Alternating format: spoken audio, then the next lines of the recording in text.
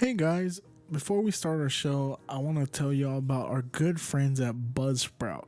Buzzsprout is a podcast hosting site that we use, and to be honest, they make my life super easy when it comes to posting and uploading the weekly D. I simply just upload, publish, press what date I want it in, or I can either schedule it or post it the same day, put all our information or description, press upload, and boom, it's everywhere. iTunes, Spotify, Google Play, Amazon Music, iHeartRadio. It's super easy to use. And on top of that, they give you awesome tools like analytics and the clip maker. The clip maker is literally one of my favorite tools that they offer, and it's all included with our subscription. If you like podcasts and you think you want to do your own podcast, not think, if you want to do your own podcast, please consider our Buzzsprout. I mean, they are awesome. I'm going to put a link in the description below that you can click on, and it'll take you to Buzzsprout with our special offer where you get a discounted rate, and on top of that, you get a Amazon $20 gift card. So don't forget Buzzsprout. It makes your life easier when it comes to hosting a podcast. Hey guys, you got a smelly car that's got you down. Maybe you got a room that's not smelling so fresh and you got a girl coming over. Maybe you just got out the gym and your gym bag's not smelling so hot. Well, don't worry guys, I got the thing for you. Let me tell you guys about our friends at littlemshop.com. Little M, they literally make the coolest looking air fresheners in the world, and maybe even out of this world. Like, they got designs out of this world. They got these really cool Be Cool designs. They got the throwback rad designs that look like, I don't even know. They scream nostalgia. Let me tell you that much. Then they got the amazing scents like Miami Vice, Little Black Ice. They got a little citrus punch for you. And they got Dan's favorite sweet cream. He puts those things in his pillowcase so he can sleep at night because he loves the smell of that sweet cream. Please, guys, check them out. It's littlemshop.com. They got the coolest, the best air fresheners in the world. They are conversation starters. If you're an Uber driver, I highly recommend having one. That way you get all the best ratings. Lil M Shop. Check them out. It's www.littlemshop.com. Little M, so you don't smell bad yourself.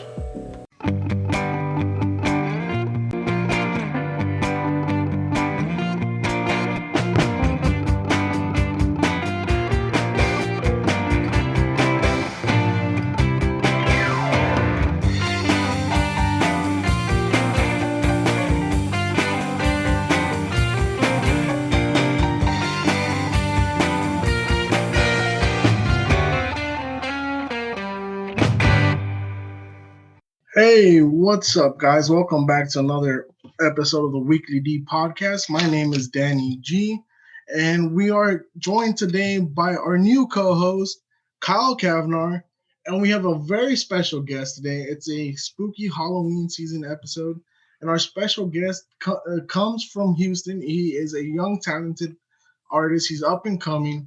He has some dope-ass music, over 100,000 streams on Spotify. Say hello to CA the Don. Hey, how y'all doing? What's up? What's up, man? How you feeling? What's going on, man? Man, feeling good, bro. Just got at the gym, feeling healthy.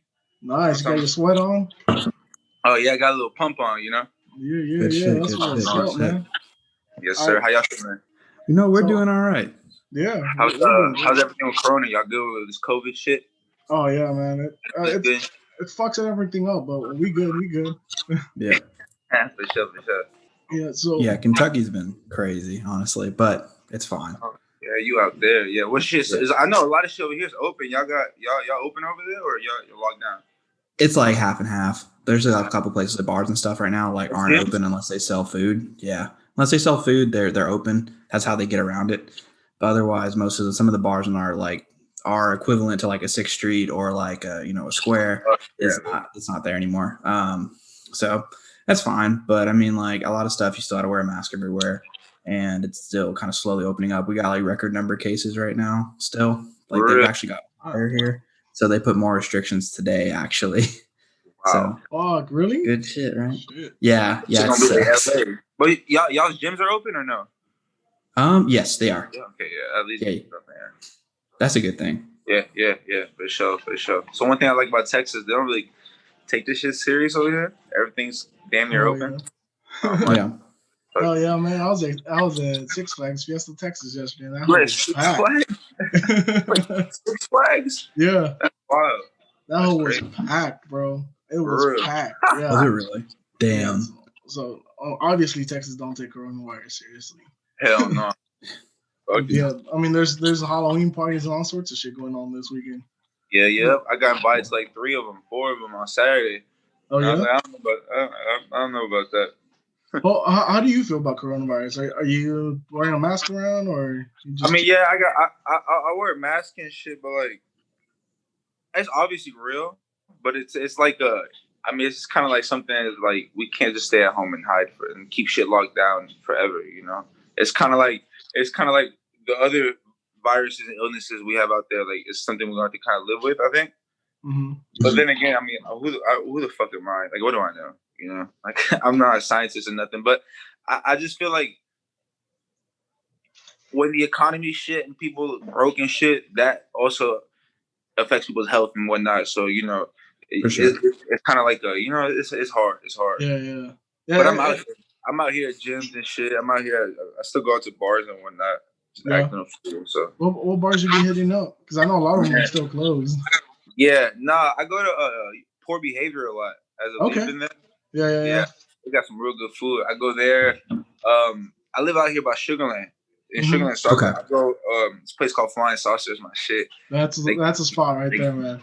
Yeah, they got these tater tots with some goat cheese on it. I be going ham. There's I know nothing what better you're than talking some about. tater That tots shit in a bar. Honestly. Bro, no, those tater tots are superb. Oh, you've had them? Yeah. I stay out in Meadville. Oh, okay. Okay. Yeah. So we actually, ironically, all went to high school together. I don't know if you've noticed that. We just graduated a couple years ahead of you. You went to Lamar? Yeah. Yeah, both of us went to Lamar. Fuck up. Yeah. Wait, so who's older? You guys or me? That would be me. That's 2012. Yeah. 2012, so year after, before me and you. What about 2012? Really? Yep. Yeah. Huh. Yeah. I don't know. Did we know each other in high school? I feel like we've all crossed paths. Well, I know I've crossed paths with you because you look familiar. You look familiar. You play football, right? Huh? Yeah. See, yeah. Football and basketball. Yeah, same here. You look familiar. Yeah. What'd you say? I was with a ton of the skater kids. Like I didn't skate, but I hung out with all of them. That was pretty much my group. Like, so you probably didn't pass each other, but we probably didn't know it. We probably never met. Well, in high school, I like freshman through junior year, I was, like I would hang out with like the football players and whatnot. But senior year, I already graduated by senior year. So, but senior year, I barely went to school. That's when I discovered weed. Yeah. That's about time. About time it happens, honestly. I discovered it early. I was the weed guy for a lot of people in high school. Yeah. Oh shit. That's hard. That's crazy. I went to Lamar. That's crazy, bro. Lamar's old as shit, bro. That school been there for like 300 years. It really has been for a long time, though. I got a lot of homies whose parents went to Lamar. I'm like, damn. God damn. Holy shit. Yeah, that's wild. That's wild. But good shit. That's funny. Well, were you doing music in high school, or were you still like just fucking other things? So I was like, I was putting shit out on SoundCloud like I started in junior year. Okay. Like in junior year is when I started like kind of recording or writing and shit. But then senior year is when I started putting shit out on SoundCloud and whatnot. I print out CDs and shit, hand them out senior year. So y'all wasn't there for that. Yeah. But yeah, around junior senior year is when I started picking up like recording and shit. Okay. Well, what got you into it? Because I know they used to do ciphers all the time at the lunchroom and stuff outside of the freestyles. Yeah, I was in there. Damn, honestly, the people I grew up with, just the homies I grew up with, we just always freestyle and I don't know. I just the way I would hang out with my boy Ken, I would hang out with him and the way he broke down lyrics, like we just broke down lyrics and like flip out, geek out over bars, and I wanted that. I just always like, damn, I want to give that same reaction to motherfuckers, because that shit to me gives me chills when I would hear some crazy ass shit. So that's really what got me into just being a fan, bro. Honestly, just being a fan of music. I wanted people to be a fan of me. I want to be a fan of myself, type shit. You know. For That's sure. what's up, man. That's what's up. I remember. I think I caught you a couple times when you were in some of those ciphers. Yeah, Now, man, I was always. Yeah, I used to fuck with like I said, I played football, I played basketball. I fucked with all the nerds. Like I was all over the place. And then on top of that, I was a weed guy for a lot of people. So I floated around. A lot of people know my face. They may not know my name, but I was everywhere. Your face looked familiar, but yeah, okay. You know, I know. On the plug. Yeah, I was a plug for everything. Candy, weed. You wanted beers. I had that sometimes. Yeah. That's hard. That's hard. I wasn't really into. I didn't do nothing. I didn't do no drugs or nothing in high school until senior year. I started smoking, but yeah, I didn't get into that shit till after high school. That's when I was a little pussy in high school. Don't even feel bad. I was the same way. It's not for everybody at that age, dude. Yeah. Maybe it's a good thing. Yeah. I didn't wild out until college, so that was like. I mean, I wouldn't even worry about that. I was a good kid too in high school, so I mean, it is what it is. It is what it is. We're here now. We wilding out now. I'm making up. That's right. Oh yeah, you got to, man. You got to make up for it. Yeah, I had 4 years to make up. Yeah. So you started pushing the shit out in sophomore and senior year. When did you like start taking it seriously, or when did you think like, oh, this is something I really want to step into this lane? Dude, right after high school, man. Like freshman year of college. I think I put on my first song on iTunes like freshman year of college. So with that, we'll graduate 13, so freshman would be 14. Okay. So like 2014 type shit. Is when I first started. Like I think I dropped my first song, 14, 15, and I just straight out of high school, I just knew, you know, I didn't have no other like passion? I didn't want to do shit else. I knew it. I went to WCJC, the community college. Went to community college. I was like, man, what the fuck am I doing here? And it was just from there on. I just knew. I stayed in college for like a year, and I stopped going. I just started doing this shit. Damn, that's what's up. Yeah. That's fucking badass. Yes, sir. Yeah, I know how that is, dude. I went to college for 3 days, and I was like, nah, this ain't for me. I'm better at other things than 3 days. Books. Yeah. I got my books, and I was like, oh, I'm done. You spent money for that. You bought the book. I know. Like I didn't think it through, man. I did not think it through at all. I got my books. I remember it, and they gave us a shitload of homework. I was like, I'm trying to be a mechanic. I'm trying to be a creative. This ain't. Yeah. Mm-hmm. Yeah. It ain't for everybody, man. But it's not for a lot of people, and they're in school. You know. Yeah. They just in it. They don't know where else. But I think that's kind of slowly changing. Yeah. Like, people are starting to see you can do shit else.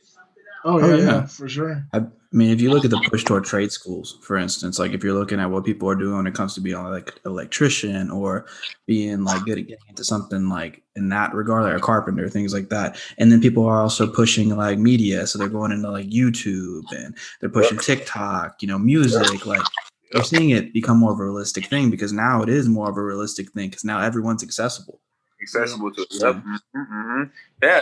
At first, like that's true. Like other than college, it was just like other than college, trade school was the move. And I always thought trade school was the smarter move to do than go to a 4-year university and spend a lot of money to get fucked up. But but now it's more like you don't even gotta go to trade school now. Like if you want to do some shit like creative shit or not even creative shit, like if you want to like help creatives, by being a cameraman or audio man or light shit, type shit so much in photography and just so much shit you can do with the internet. The internet's like a shop, it's a website. Instagram and shit's like a personal website for everybody type shit, So it's pretty dope. Sure. I like everybody complains about how everybody makes music now, everybody has a podcast, everybody's a photographer, but it's like that's dope. That's dope. I think it's awesome. Dude, yeah, I love it, man. I when I started podcasting, I loved when I started seeing my friends were doing like creative shit, like making music, like Doug James. I don't know if you know Douglas James. O'Shea. Yeah. So that was my homie, man. I grew up with him. Me and him used to always hoop together and everything. And seeing him start making music, seeing Jarvis Parsons start doing his videography thing. Oh, boy, Spidey, yes sir. Yeah. Seeing all them start doing badass shit, and then now we're seeing like the people behind us, like you, where you started blowing up making music. I was like, man, this is dope as shit. I love that my friends are going into creative avenues, and even For people sure.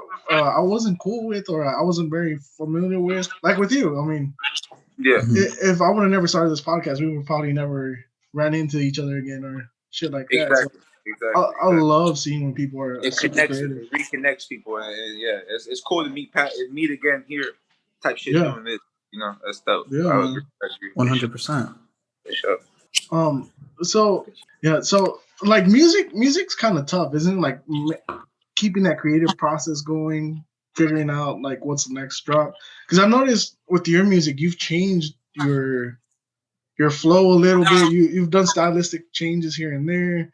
You started Mhm. dabbling with the Spanish and the English, which is Yeah. dope, by the way. Yeah. It's Like a, when I that's when I started paying attention to your music a lot more. I'm not gonna lie, because Right. I used to follow you and like I've listened to your past stuff and your new stuff because I love Mm-hmm. seeing the evolution of people Mm-hmm. mhm. and seeing how you've been evolving to the Spanish and trap. Like what was your creative process there and what kind of pushed you that way? Um, shit, bro, being Hispanic. Yeah, I think work. You might. Are you talking like the song "A Mi Lado"? Is that when you that song? Is that when you first started listening? I think that was like 2 years Yeah. ago, a yeah. year and a half ago. Yeah, yeah. Like I Mhm. started listening to you before that, but then like when I heard that, I was like, oh shit! Like he's making Yeah, this that was whole yeah. transition. I was working with this producer. I was working with Manny Fresh, and one of his Okay. producers is Hispanic, and he was like, we were just writing all our music, and he was like, "Damn, bro, you ever done some Spanish shit?" I was like, "Nah." He was like, "Let's make a project on some Spanish shit." I'm like, "All right," and that just happened like that. Were It you just comfortable with Spanish when you started, or did it uh, take a relearning curve?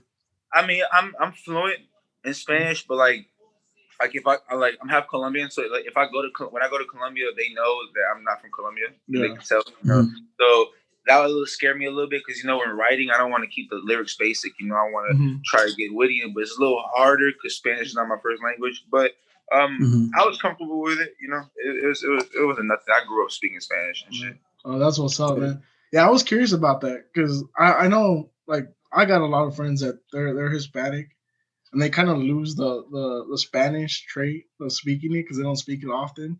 And then Mm-hmm. they Definitely. have this like relearning curve when they get jobs and stuff. They're like, oh shit, Yeah, we gotta figure yeah. this out. Got to get real fluent real fast. Yeah, Yeah. yeah. I know. Mhm. I had to take advantage of it because it's not even taking advantage. It's honestly like I've been wanting to do that because I grew up. First music I listened to was like when I was little. It was NSYNC and like it's like NSYNC and all salsa music. I grew up listening to Spanish music. So to me, the only reason that I didn't do that in the beginning was because I didn't have the production. Like I was grabbing Okay. beats. Like people around you make rap beats. Nobody's Hmm. really making Mhm. good Latin beats. So when I met that producer Steve-O, he's like a real producer. So I was like, okay, I finally got the fucking production. Now I could do the Spanish shit. So Yeah. I had always been wanting to do it. This is the right timing. Did it feel accomplishing to do that? Like to Oh yeah. pull out the Oh, first Spanish track, I mean, Lalo? that dog. What that like everybody in my family knew I was making music. Like my family out in Colombia and shit and Mhm. Canada. But they're like when I dropped that shit, like, oh okay, now he making he really Yeah. making music. That's Yeah. when they started listening and whatnot. Like they're like, That's damn, when he's doing this something. yeah, everything started lining up. When I dropped on Milano, everything started lining up. Hmm. I mean, it's So good. It's good to see too, man. I mean, you're definitely in a lot of ways like opening yourself up to a bigger audience when you do that kind of stuff. Like opening yourself up to Spanish, like is like not only to like for Colombians, for Mexicanos, like for Puerto Ricans, like Dominicans, like they love that shit. Right now, oh I yeah. mean, like some of the top, if you're talking in terms of top artists right now in America, I mean, you're talking like Bad Bunny, like you're talking J Balvin, you're talking these like Latin Luma. artists that are like Yeah. shit. Yeah. Yeah. And it kind of puts me in um what's the word I'm looking for? Like in demand, kind of like people want Yeah. that feature. They want that feature from me because they want that Latin feel in their song. You know what I'm talking about? Yeah. Like so that's the dope part about For that. sure. Yeah, I bet That's you all. got like a little springboard right now. You just gotta Yeah. jump on it and ride that train. So, Mm-hmm.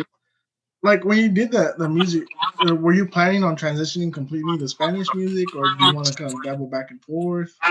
So like at first I was stressing about that, but I was like, nah, I don't want to stress about it because like it's I don't know. My plan is like I'm not gonna go about this how nobody's gone about it. Like I'm the type of person that just kind of creates off like just feeling, bro. Like I never wanted to get boxed in. That's why I did that project with Amilado in Spanglish, not English. Okay. Not because I can't speak Spanish, because I can't, but I just want to kind of get people comfortable. Like, hey, like I'm not goddamn fucking battery. I'm not I'm not just a Latin artist. Like I'm not, you know what I'm talking about? Like I'm just an artist. I do. For sure. My first love was hip hop. Like that's just shit got me into this shit, hip hop, R&B. So I'll always have this in me, but definitely keep it mixed and just dabble in, you know. Yeah, that's what's up. I think that's the best way to do it nowadays too. It's like why box yourself in one spot when you can do a million different things. Exactly. Versatility is so important, man. Like, it really is. Yeah, that's what's up, man. Like I said, I love that track. I love the vibe to it. I love everything you did there. It was like perfection. Because I've seen other people like that I'm friends with, and they try to do that transition, and it's like yours was nice and smooth. Some people are kind of like up and down, and you're like, oh, yeah. I just maybe those people just didn't, you know, grow up listening to Spanish music. You know, to me, like I grew up listening to it, so it's kind of like I wanted to make that, as opposed to some people like, ooh, that's a good market to tap into. I should tap into it. I'm like, nah, like that's not why I did it. I genuinely like Spanish music, so I think part of your life. That's fucking dope.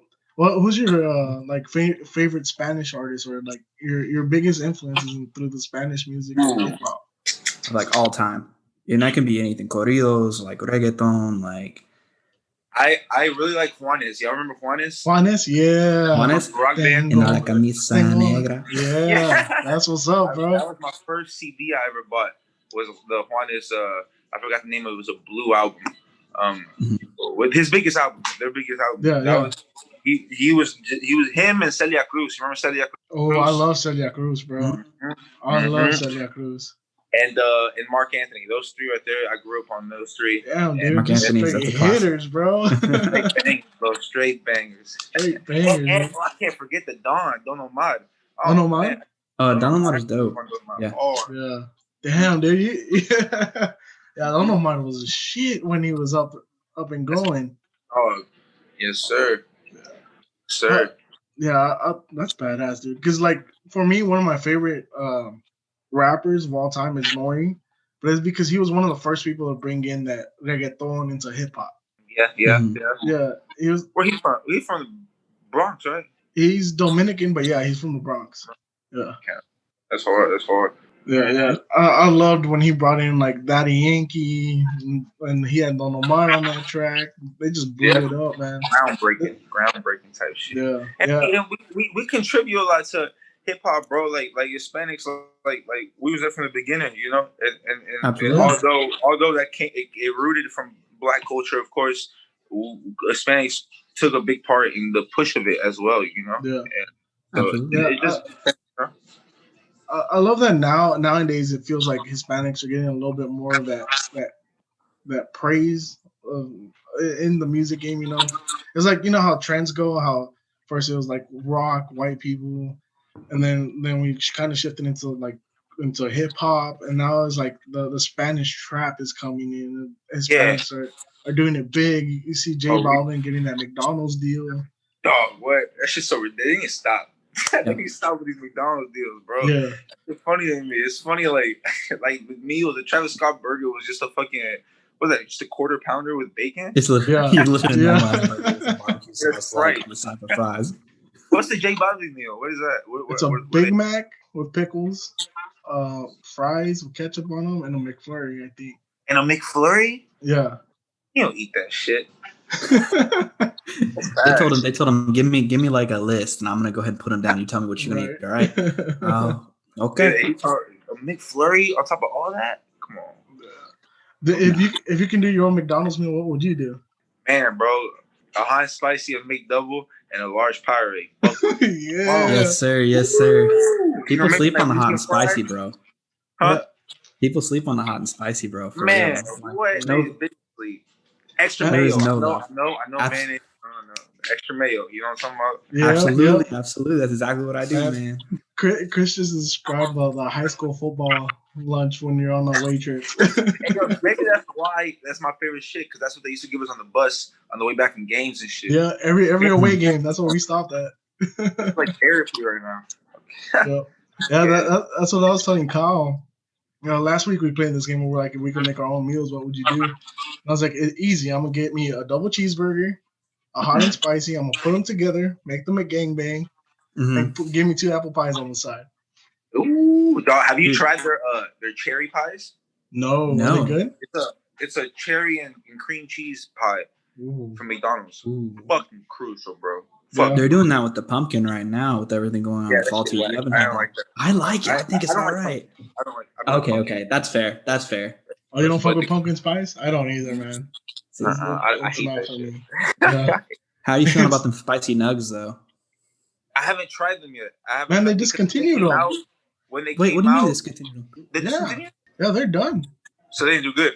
Yeah. They didn't do good. That's no, I like them a lot. They were a limited run. They did good, but it was like a limited thing. They'll probably bring them back. I didn't get to try them because when they dropped is right in the same time I got on like my health shit. Like in the middle of Corona, bro, I gained a lot of weight. I was at like 240. And and I just dropped like 235. I'm at like 205 now. And so like I had to drop all that weight.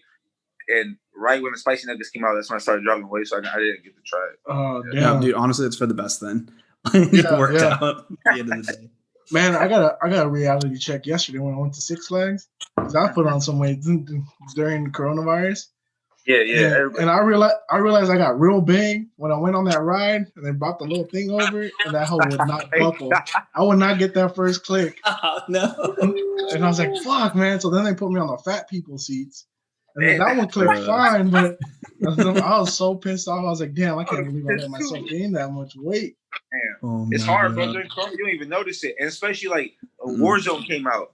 And like I was, and I've never been a gamer, bro. But you can't hang out with the bros, so I was like, the only way I can hang out with the bros was the Warzone. Talking with the and then I had my stizzy pen. I was just getting high playing. I found myself ordering Wingstop twice a day. I'm like, what the fuck am I doing? It happens so fast, bro. It happens so fast, and before you know it, you're caught. It's like by the time you know you're too fat to get on a fucking roller coaster. Yeah. That shit was fucking ridiculous, man. I was so pissed off when they told me, sir, you gotta go on aisle 4 where they got the big seats. Bro, you motherfuckers. No. I'd be like, nah, I'm gonna stay here. I thought about it. I was like, I think I'm good. Like, man, I sucked it and that hole would not go over my shoulders. But Adrian, you have a charger? Probably perfect time because my dog's about to start barking, apparently. Yeah, there he is. There he is. Never fails. Balto makes his appearance. What kind of dog you got? He's a mutt. He's a Shih Tzu mix with a wire hair terrier. Hey, what's his name? His name's Balto. Baldo? Yeah, Balto. That's hard. Yeah, he's my buddy. He's just chilling over there right now. But yeah, man, fucking Six Flags. That shit pissed me off. Yeah, I haven't been to what Six Flags is the water park or is that just the amusement park? No, it's an amusement and water park in San Antonio. It was my first time ever going. I never liked water parks, but this could like right now currently like I think I'm in the best shape I've been in. So I've never liked water parks because I was just never in good enough shape for water parks and stuff. I never really did water. I've been to like 2. It just wasn't my shit. That and I think a lot of people in the same water for me just kind of scares me. I don't know. Oh yeah, everyone's pissing in the water. Because I know I pee when I'm I know I'll pee in the fucking water, so I know motherfuckers pee. You're not wrong. Just make sure the water doesn't go blue around you. Grown ups. What movie was that? Grown Ups 2, right? Yeah. I actually saw that happen to one of my friends. Oh, that's a real thing? Hilarious. Yeah, it's a real thing. It was real. But it doesn't like spread out as big as they made it look in the movie. But you do get a little bit of blue around you. Really? How do you get out of that situation? I ran like how I didn't want to be associated with him. Yeah, I mean, I was like, I've never seen that guy before. Yeah, you can't get out that shit. You gotta get out the pool and leave. Hell yeah. Might as well at that point. But at that point, they shut down the park, bro. They shut down the whole pool because they gotta clean it and they gotta sanitize it. And that was before coronavirus, so I'm sure it's worse now. Oh yeah, they'll probably kill him now. They'll probably put his ass in jail. Own him. Yeah, man, that shit's wild. All right, let's keep going a little bit because I know I got one for you. Too long. Okay, so dead or alive. Okay, so it can be anybody who's dead or alive. If you had the opportunity to collaborate with any artist, who would it be and why? It could be recent. It could be local. If anybody would answer this for me, they would say Drake because everybody knows Drake my favorite. But I don't. I think. Damn, I don't know, bro. I don't know. I would say. Man, it might be Drake. It's either Drake or Cole, dude. Drake or Cole, or the most random thing, Alicia Keys. You know what? Fuck that. No, Wayne, bro. Wayne. Okay. But it's gotta be. But see, a lot of Wayne's new shit is kind of like So you're talking like Carter 3 and back. Yeah, and Carter 3, Carter 2, Wayne. But he did just spaz on the YG album. That he had a verse on there, it was crazy. So I don't know if I caught Wayne on a good day. I think Wayne, bro, because it'll be easy, because I've been told by multiple inside sources that he takes 15 minutes to make a song, like off the top. Damn. So that to me, I hate sitting there with people that they're struggling to record and shit. So it'll be between Wayne and Drake, bro. To be honest with you, one of those two.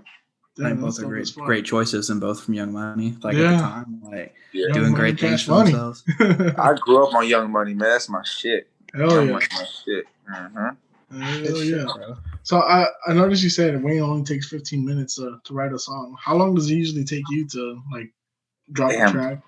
So it all depends, bro. It all depends. Like it really varies. The last time I went to the studio to record was the song I'm about to drop this Thursday, actually, called OnlyFans.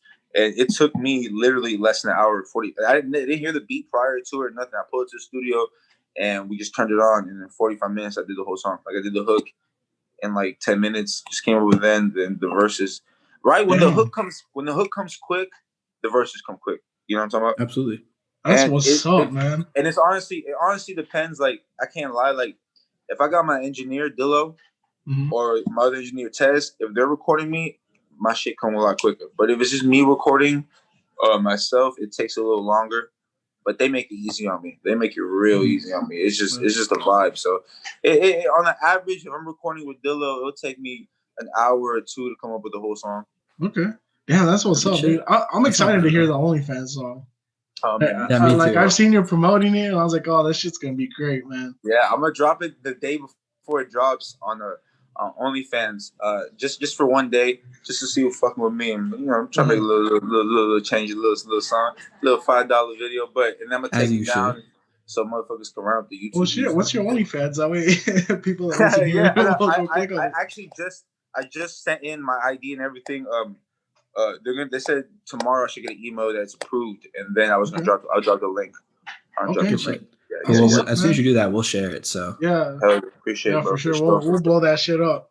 No, and that's like my start because I really want to start dropping shit on OnlyFans now. People think OnlyFans is just for porn, but it's not. And like I've really been planning and tapping into just doing shit y'all know who Andrew Schultz is? Oh, dude, that's one of my top comedians right now. I follow him on everything. Flagrant. What's the other one? Brilliant Idiots. Yo, Flagrant 2 is wow. I'm subscribed to their fucking Patreon. Like that's how much of a fan I am. Like, damn, dude.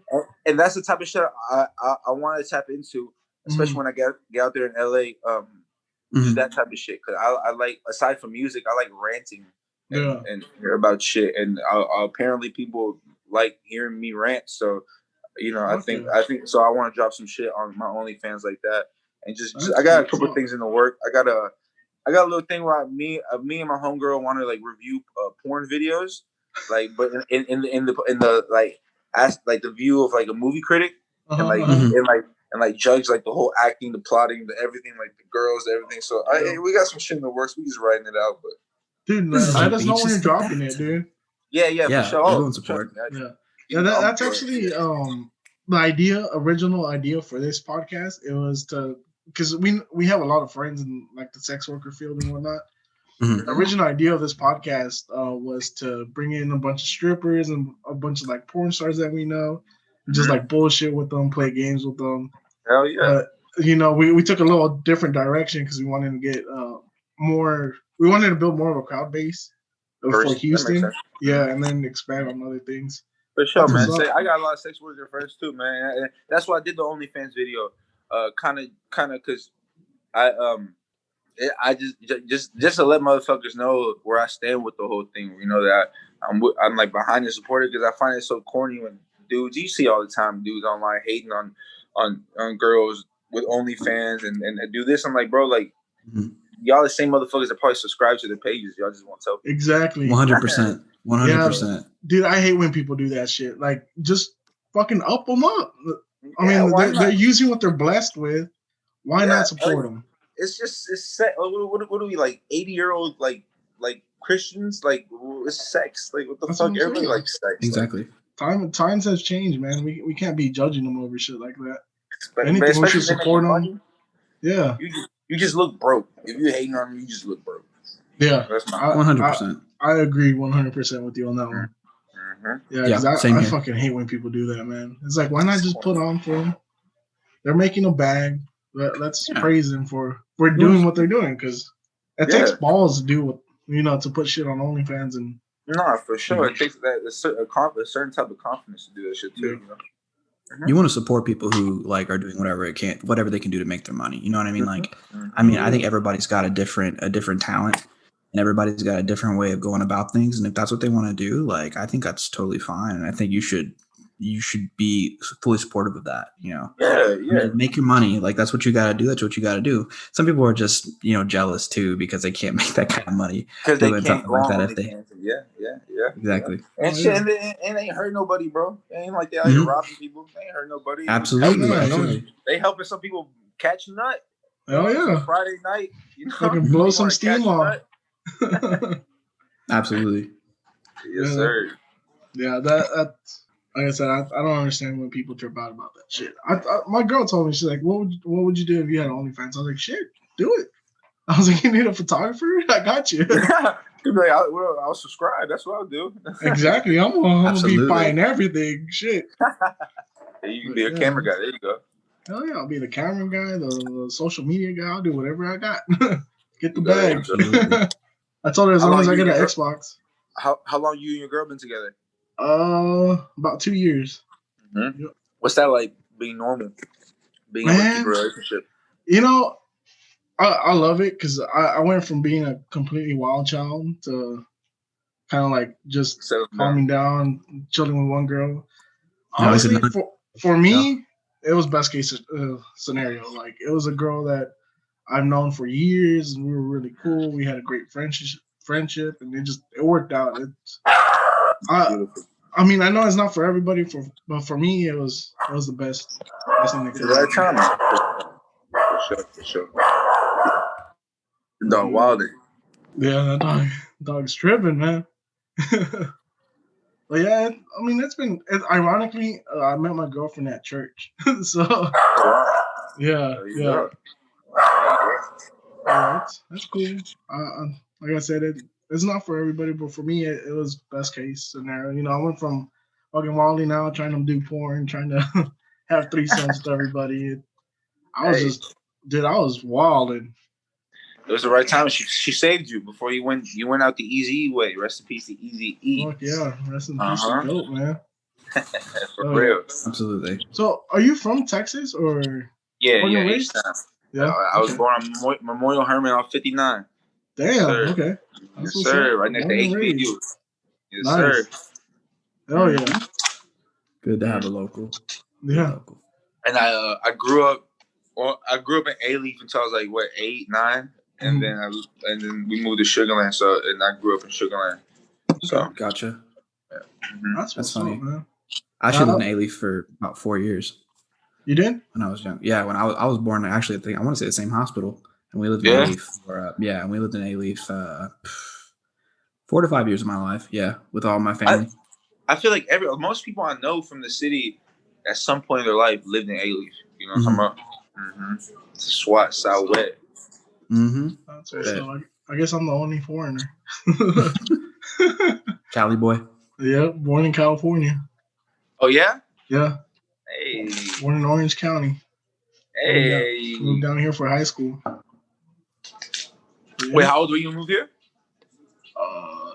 13, 14. Oh, so you grew up over there. Yeah. Okay. Yeah, We met in what, seventh? We met in what, 7th or 8th grade? I think 8th grade. Because it was 8th grade. It was 8th, yeah, because I had finished school in California, and then I came down here, and I was like, fuck, I gotta go back. You good? Yeah, my earring came off. I'm gonna put the bitch back on. Oh no, you're good. Like, and we'll adjust and edit stuff too, so don't worry. That's bad. Yeah, and we'll edit out whatever's like fucked up, or it don't matter. All right, so you're doing OnlyFans. You're gonna get on OnlyFans. What inspired that song? Or you said you're sex worker friends, right?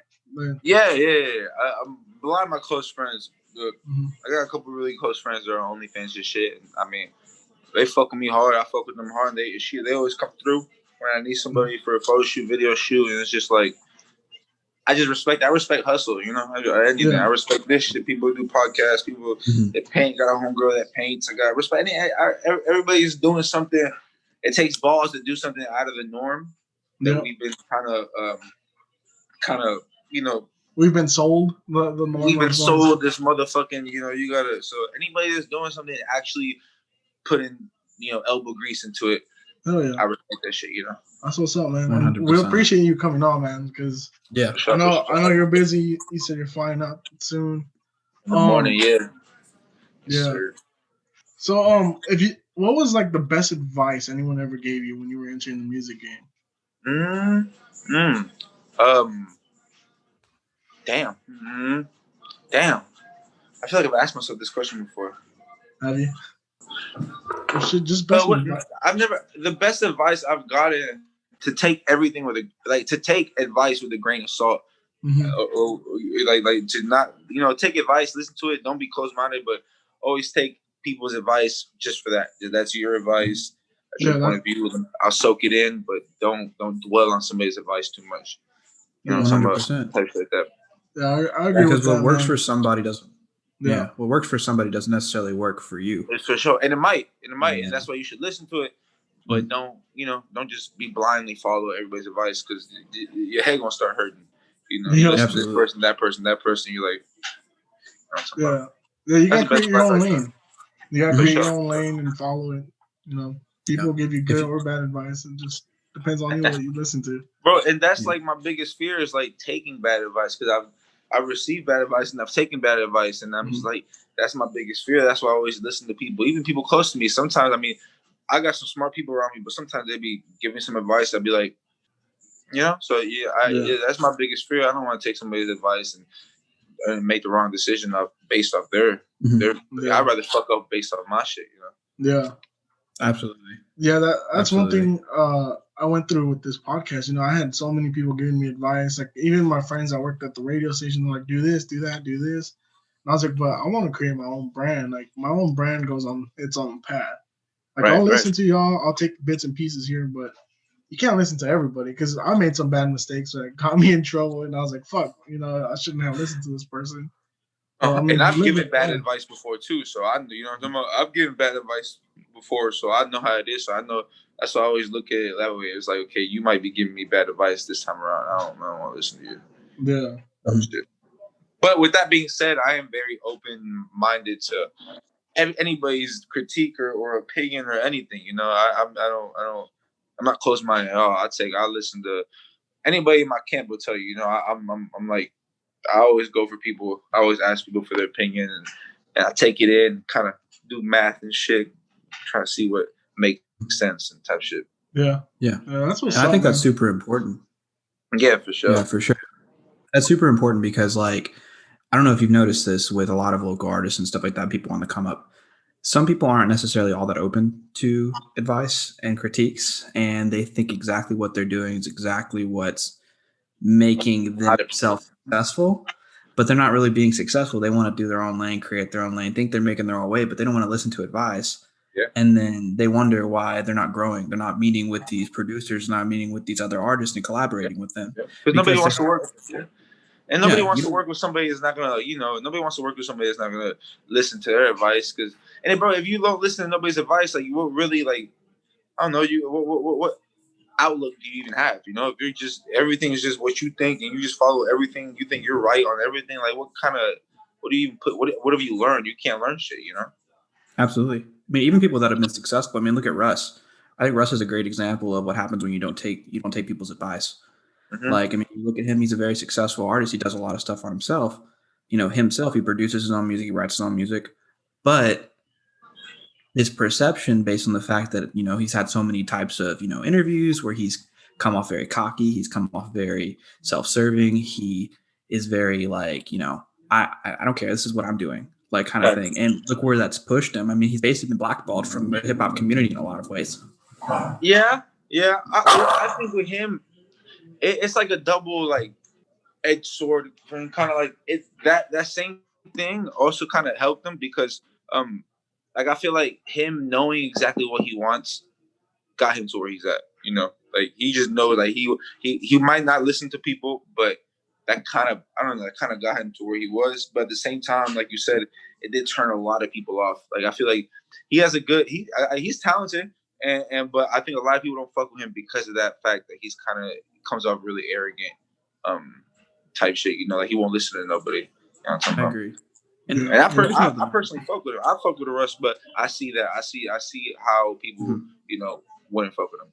Yeah. And I don't know, but I feel like as an artist, you need to have some sort of cockiness to you.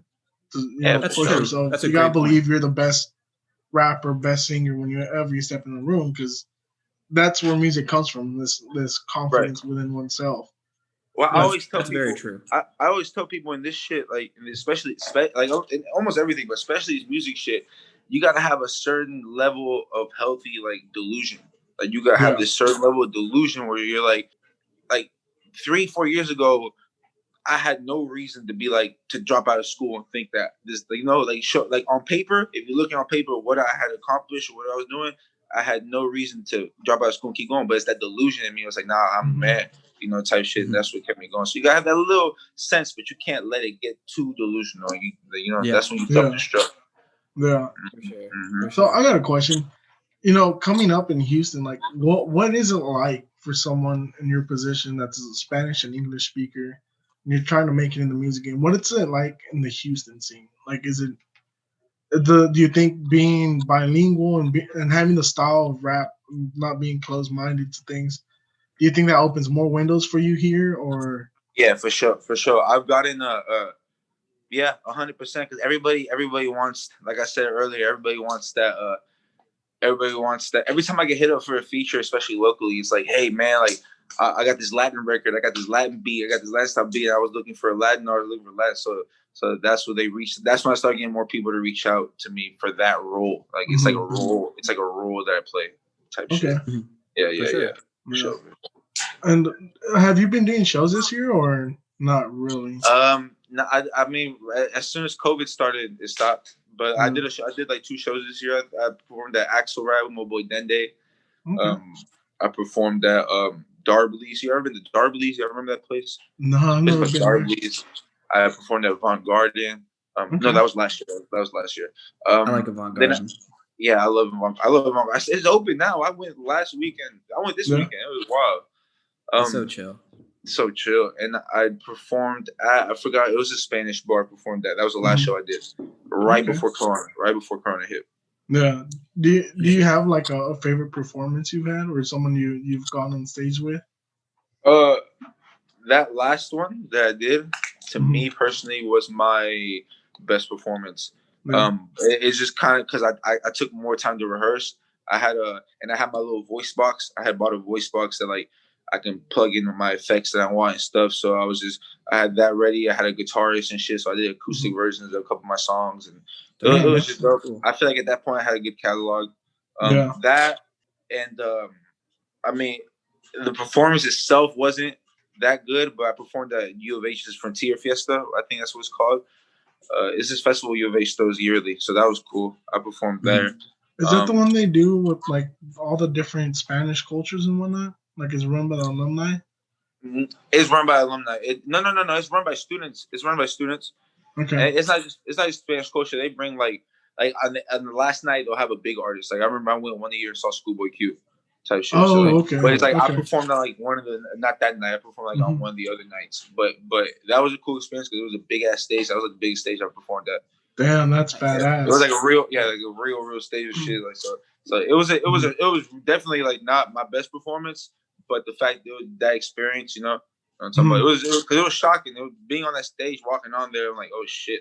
And there's people fucking with you and everything. And there's fucking these speakers sound, you know, it was just a wild new feeling type shit. Yeah. Oh, and my favorite, actually, I take that all back. My favorite performance was Warehouse Live 2 years ago. Performed with Manny. There was a show Manny first through, and he was DJing it. And I performed. That was my favorite show. Show. You know, I was supposed to go. I was gonna go to that show, but I forgot what happened last minute. I didn't get to go. So you know what Sean talking about? Yeah. That bitch was packed. And it was packed, bro. It was fucking sold out. It was me and like 3 other artists. And then, of course, Fresh. And I think everybody pulled up because I was at that time, but that was right before Amilado. I wish Amilado had dropped because I would have performed. That would have been a banger. But have you had a chance to perform Amilado? Like, yeah, for sure. I performed at the U of A show. I performed at the last show I did before COVID. And I performed it when I dropped Amilado. A lot of DJs in the city, like 3 of them, were showing a lot of love, and they're playing at the clubs. You ever been to Diablo Loco?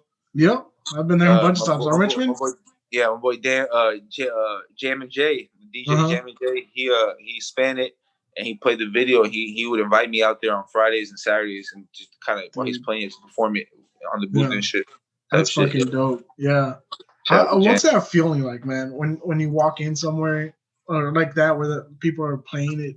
What's that feeling when you walk in the room and you hear your song and people are you just see everyone fucking with it, like vibing to it? It's a live ass feeling. It's definitely a lot cooler than when I'm at like somebody's house and they start playing on TV. It's kind of like don't put me in that position. Like, but when I go out to bars and shit and they play it, like it's dope. It's dope. I usually go show love to the DJ and we just turn it up. That's what's up, cool, man. That's cool. Is there like one place you dream of performing at, or like one stage you really want to do? That Grammy stage. I want to perform. I want to perform on that Grammy stage. 100%. I want to perform with I want to perform one of my songs at Grammy stage and have a whole orchestra or do a re-edition of something in one of my songs and just have that Grammy moment. You know what I'm talking about? Bro, that'd be badass. That's gonna be badass when it happens. It's gonna be badass. You have so much fucking potential. You have so much talent. Like you got the look. You got everything going for you, man.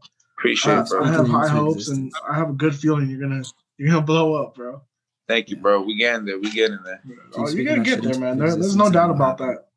Okay, so I got one for you. And this one's gonna be, so we're gonna get a little deep here. So I just want to go over that first and foremost. But so what would you say is one time that you can say like you failed at something, like genuinely, like I fucked up, this was bad, and when it happened, like how did you actually like overcome that? Like what did you do to like be like, okay, like this happened, like what did you do to get through that? Like music wise or just overall? It can be either or. Let's see, music wise, I have had several performances, you know, where I felt like it was just trash. I just felt like I didn't do well. I just didn't perform well. I didn't perform well, and the crowd just wasn't feeling it. So it felt discouraging. But and my issue has always been, especially after bad performances, where I'm really hard on myself. I get home, and I get down for like a week or so. But I mean, I just handle it by just keep going. I always just tell myself when I have a bad performance, I always tell myself make better music. Like I want to make a better song, better music, so I can perform and type shit. That's music wise that I failed. Other than that, I don't. Something that I failed. My last relationship, I failed at that. Damn. I mean, happens to the best of us, my man. Like, it happens to everyone, man. But I just keep pushing, bro. Honestly, when career-wise, my biggest letdowns have been just bad performances. Gotcha. And I just kept going. I just kept booking them. I just knew it was practice. And that's I think that's a great way to overcome that, because I've always been told like you fail up. That's what you need to do. Instead of failing and feeling hard on yourself and down on yourself, because you're gonna do that regardless. It's already gonna happen. You're gonna have a bad time. You're gonna be like, okay, like this was a bad experience. But like I've always heard the term fail up. So when you fail, next time it's like, okay, instead of looking down on yourself and feeling what I'm doing, it's like, okay, what can I do better? What did I look at? Kind of almost like looking at a replay for like after a football game and seeing kind After of a like game, like watching film. Yeah. When you watch film, like it's just kind of like, okay, like where can I improve here and how can I get better? And it's good to see that you're doing that. And it's good to see that, like, for people that are watching, that are looking into trying to get into music or getting into any kind of hobby or culture or whatever you're doing, like fail up, Yeah, for sure. And and like you said, like watching film, like that's the hardest part for me. Like I always get somebody to film my performances, and watching your performance after, like the next day after you drop, after you bomb it, is the most cringe fucking thing ever. But you gotta do it. Like you got, like I always tell myself, like, bro, like you just gotta be realistic. You gotta be mature. You gotta be a man. And you gotta be like, no, nobody else gonna fix it for you. Nobody, like you can't, like. People get the sense that somebody's gonna help them. Somebody's gonna reach out and teach them how to perform and teach them how to do this. Like you just gotta realistically be like, look, I did bad and I gotta get better. I gotta get better. So that's how I just look at it, man. I look at that shit just I look at it, and a bad performance, I always look at it as I got that out the way, because I know motherfuckers, I know everybody gotta go through bad performances. You gotta take L's. You're gonna go through L's your whole life, and especially on your way up. So every L I take, I look at it as like, okay, thank God I got that L out the way, and so just keep moving from there. I love to see it. That's awesome. I like your mentality there, man. Where it's like, fuck it, it happened. Let's move forward. Let's keep going. Keep moving for sure. Sure. I know exactly how that is. I tried my best at doing stand up a little bit and did a couple of open mics. First open mic I did, I bombed. I got 0 laughs the whole fucking time. Until the last thing I said was, I was like, damn, I thought I was actually funny. And I threw the mic, and then people fucking laughed. But and then that shit, like, I was like, man, fuck this. I'm never doing this again. And then one day I got drunk and I hopped on, and it went a little bit better. I got like 2 or 3 laughs, but I was like, all right, maybe if I just work on it, keep practicing, I'll do it. You gotta move forward. Yeah, you got to. It's good to pinpoint. Like you gotta be like your own coach. Like you gotta be your own coach. You gotta pinpoint.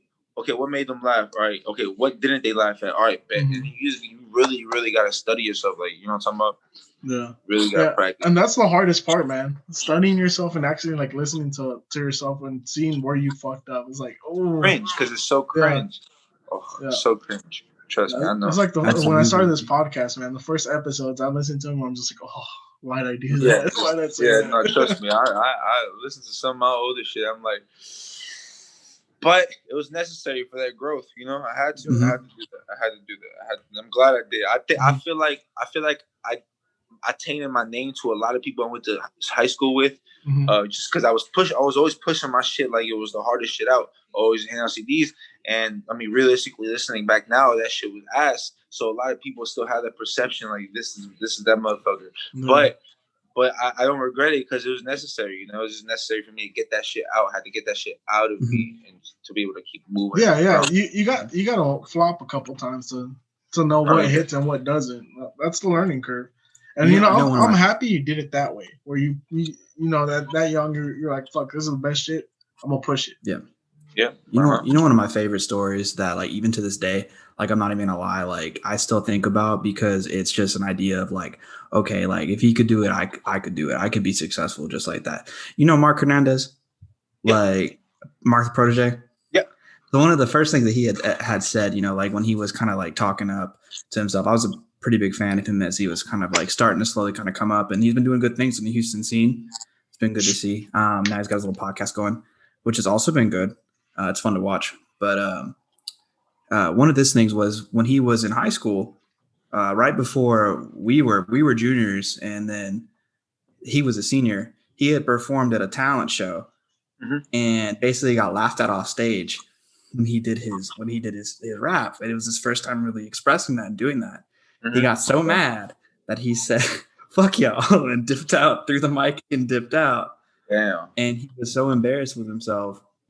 But Damn. he went through it. He said the thing that I've always seen is like, even after that, the whole school like is sitting at the talent show, at least a good majority of them. And he literally gets so frustrated with himself that he throws his mic and says the fuck off, like, and dips out. He still is pursuing what he loves and what he's doing. Yeah. And I think and he's doing a good job at that. You know, I've been listening to that dude since he was young scat. Like, Yeah. and it's good to see like that type of growth. And like, it's one of those things that still to this day, like I think about even in my regular ass job doing this podcast, for instance, because, you know, I mean, I'm sure there's plenty of time that I've had people that I probably know, you know, with my old podcast that I used to do a horror podcast because I'm gonna need a beer, that ended up stopping, that I'm sure laughed at my podcast, that thought it was cringy, stupid, you know, whatever. But you know what? At the end of the day, it's something you enjoy doing. It's something you love doing. And as long as you keep doing it, people are gonna take it. No, they're gonna start respecting it. They're gonna start. If you keep doing it, obviously you're only gonna get better. But they're gonna start respecting it. Like I've gotten that. My boy Zig, he told me that the other day. He was like, man, a lot of motherfuckers. Like I just remember, like he's like not like a lot of. I just always heard a lot of motherfuckers just come up to me and talk about you and this and that. And he was like, man, I always tell them put respect in your name because the one thing they can't say is that you ain't been hustling for it because you just gotta keep. If you just keep doing it, people got no other choice but to respect it, you know? And you keep doing it, you're only going to get better. It's like working out. It's like lifting weights. Like, it only makes sense that you're going to get better. Unless you absolutely... If you're doing this shit and you're not getting better, you're not really doing it. You're faking it, you know? You're not really... Exactly. Mm-hmm. Yeah. But shout out to Mark, man. That's what's up. I didn't know that story. I didn't know he got laughed off stage. That takes a man to really fucking... You know what I'm talking about? 100%. The whole school laughing at you and you're on stage. It takes a motherfucking man to keep doing that shit. He's still doing the shit. I see him. Yeah, he's still pushing strong, man. I mean, that's why I always find it important, dude, to push people that are being creative. Like, put on for them, support them. Even if their shit's trash at first, you know, eventually, as long as they keep doing it, it's going to get better. It's going to get better, for sure. Yeah, yeah. So, what drives you to do music, dude? Nowadays, what's that thing that pushes you where you're just like, this is what I want to do. This is the driving factor. Music itself, man. Fan. I just want, like I said earlier, I'm just a fucking fan. I'm a geek. I'm a music geek. I'm a fucking like I'll geek out over like the smallest shit of a song, like one bar, like a one liner, and then I just want to recreate that moment for other people and for myself. I want to be able to. I look forward to the celebration. Like I look forward to that listening party with that private listening party with the homies, just kind of listening to a complete great project. And I guess that's what's pushing me. The fact that I know I'm still not as good as I can be and will be. So that kind of pushes me like I gotta I want to reach that point where I make a Grammy quality album, and so I haven't yet. So that's what pushes me. I'm not there yet. You know? Oh, dude, you're definitely on the right track, though. Yeah, I definitely on the right track. Appreciate, bro. Versatility. Yeah. Thank you, bro. So with you saying that you were a fan of like Celia Cruz and Mark Anthony, which are obviously huge salsa. Do you hope to one day like dabble into the salsa or have a mix with salsa? Hell yeah, bro. I can't, man. It's tricky because like that's a whole other like production type shit, you know? So, but the more that I'm into this, the more I'm meeting more people and type shit. So I'm pretty sure, you know, I'm pretty sure it'll happen one day, bro. It'll happen one day. Yeah. I really want to touch all the Spanish genres and, you know, put my little style into it, you know. Dude, so, that's what's up. Yeah. Dude, especially salsa. Honestly, I love the new generation music that's really mixing that up, since we're, you know, in general, we're all super mixed nowadays, or we're not like our parents were, where they were to their own kind, to their own groups. Since we're all like mixed in together, and we have all sorts of friends from different sides. I love how hip hop has changed, and how music has changed in general, where you hear different influences all together. 100%. It's beautiful. It's beautiful. Yeah, shit. One of my favorite songs right now is the song Snoop Dogg did with Mama MS. It's called Maldito Amor, where it's literally I like don't think I've heard that. banda music and Snoop Dogg rapping over it. Really, I Hip ain't heard hop that. That's beat. dope. Yeah, it's dope as fuck, Wow. man. That's But I crazy. yeah, gotta That's what listen to I that. You have to send me that. I yeah, haven't heard that. and then you got freaking Houston native Bo Bundy doing the same thing where he has like Yeah, long lines. yeah. He's so Yeah. funny, That boy's bro. doing big things. Fuck yeah, He cracks me up, bro. yeah, So funny. That fucking picture he posted with naked. yeah, with the cowboy hat. With the cowboy hat. He posted a picture like showing his butt or some Yeah. shit. It was hilarious. That shit was Balls, funny. bro. Oh, Balls yeah. of fucking When I steel. saw that, I told my girl and some friends, I was like, look, if this dude can do it, I'm gonna start my own OnlyFans, and I'm just gonna post random fucking pictures like that. He should start an OnlyFans. I bet he'll get some money off that. Hell yeah, Mm-hmm. yeah, that shit was fucking hilarious, man. Dude, that's dope though. Like I Yeah, said, I yeah. love how music's turning and how the Hispanic culture is Yeah, we definitely taking over, baby. We coming. Yeah. We coming. I can't They wait to fuck see with us it, bro. hard. They Yeah, fuck with us. Like I said, that Spanish is in demand. Everybody wants that feature from the Latin artists. And it's because it's so Mhm. global, it's so international. You know, the sound, Yeah. our sound's always been so global and international. So when we touch into hip hop, we just always give it that flavor. Like, you know what I'm talking about? yeah. 100%. Latinos everywhere, bro. Yeah, Latinos everywhere. it's so fucking dope, man. I can't wait to hear it. Like if you ever get to do the something with salsa or something. Oh, I'm a. Hell yeah. Hell yeah. Do you dance or Huh? do you dance or not Oh really? yeah, I can dance. Yeah. Oh yeah, I can. But I'm Colombian, bro. Come on, man. Yeah, you got All to. I need is a little bit. All I need is like a shot or two, and I'm in this bitch. I'm just Loosey goosey. a Hell little, yeah, little. man. The hips aren't moving. That's what's up. Good shit, bro. Good shit. Oh, yeah. Do you have any artists like local that you fuck with right now, or that you're listening to? Locally, Yeah. yeah, hell yeah. I mean, aside from my boy Cam Sos, he's like my right hand guy. Like he was my first producer. He's a great pop R&B singer. That motherfucker got the voice of a baby angel. He be just singing. Him, Dende. Oh, dog, Dende's amazing. Dende's. If y'all ain't listening to Dende, y'all need to go listen to Dende. I think his Twitter's what? His Twitter's I am Dende. He's amazing, bro. He's a rap. He raps and sings, but he's like on some alternative R&B hip hop. I don't know, bro. Dende just cold as fuck. Yeah, I fuck with that. You're talking like alternative. Have you heard of him? So you're talking like. But shit, I want to. You're hyping him up big time. Yeah, I'll send y'all his shit. Who else? Yeah. Lily Aviana. She is a female singer from over here. She cold as fuck with it too. Yeah. Locally, those three are what I've been listening to a lot lately. Yeah. Yeah. They're cold with it, bro. Super cold with it. Look at you. You definitely got to send us all that stuff when you get a chance. Send us all. Yeah.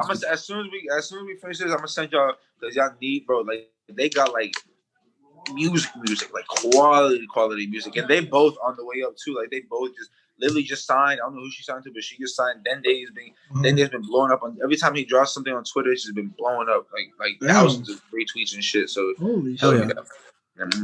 Yeah, definitely send us the information because we definitely want to check them out, follow them, support their music, and too. We love to support local artists. So. Oh yeah. Do you remember what your first music video shoot was like?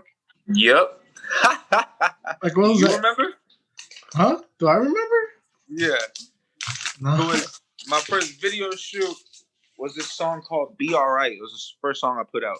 And it was the worst fucking video I've ever seen in my motherfucking life. And I remember the whole process.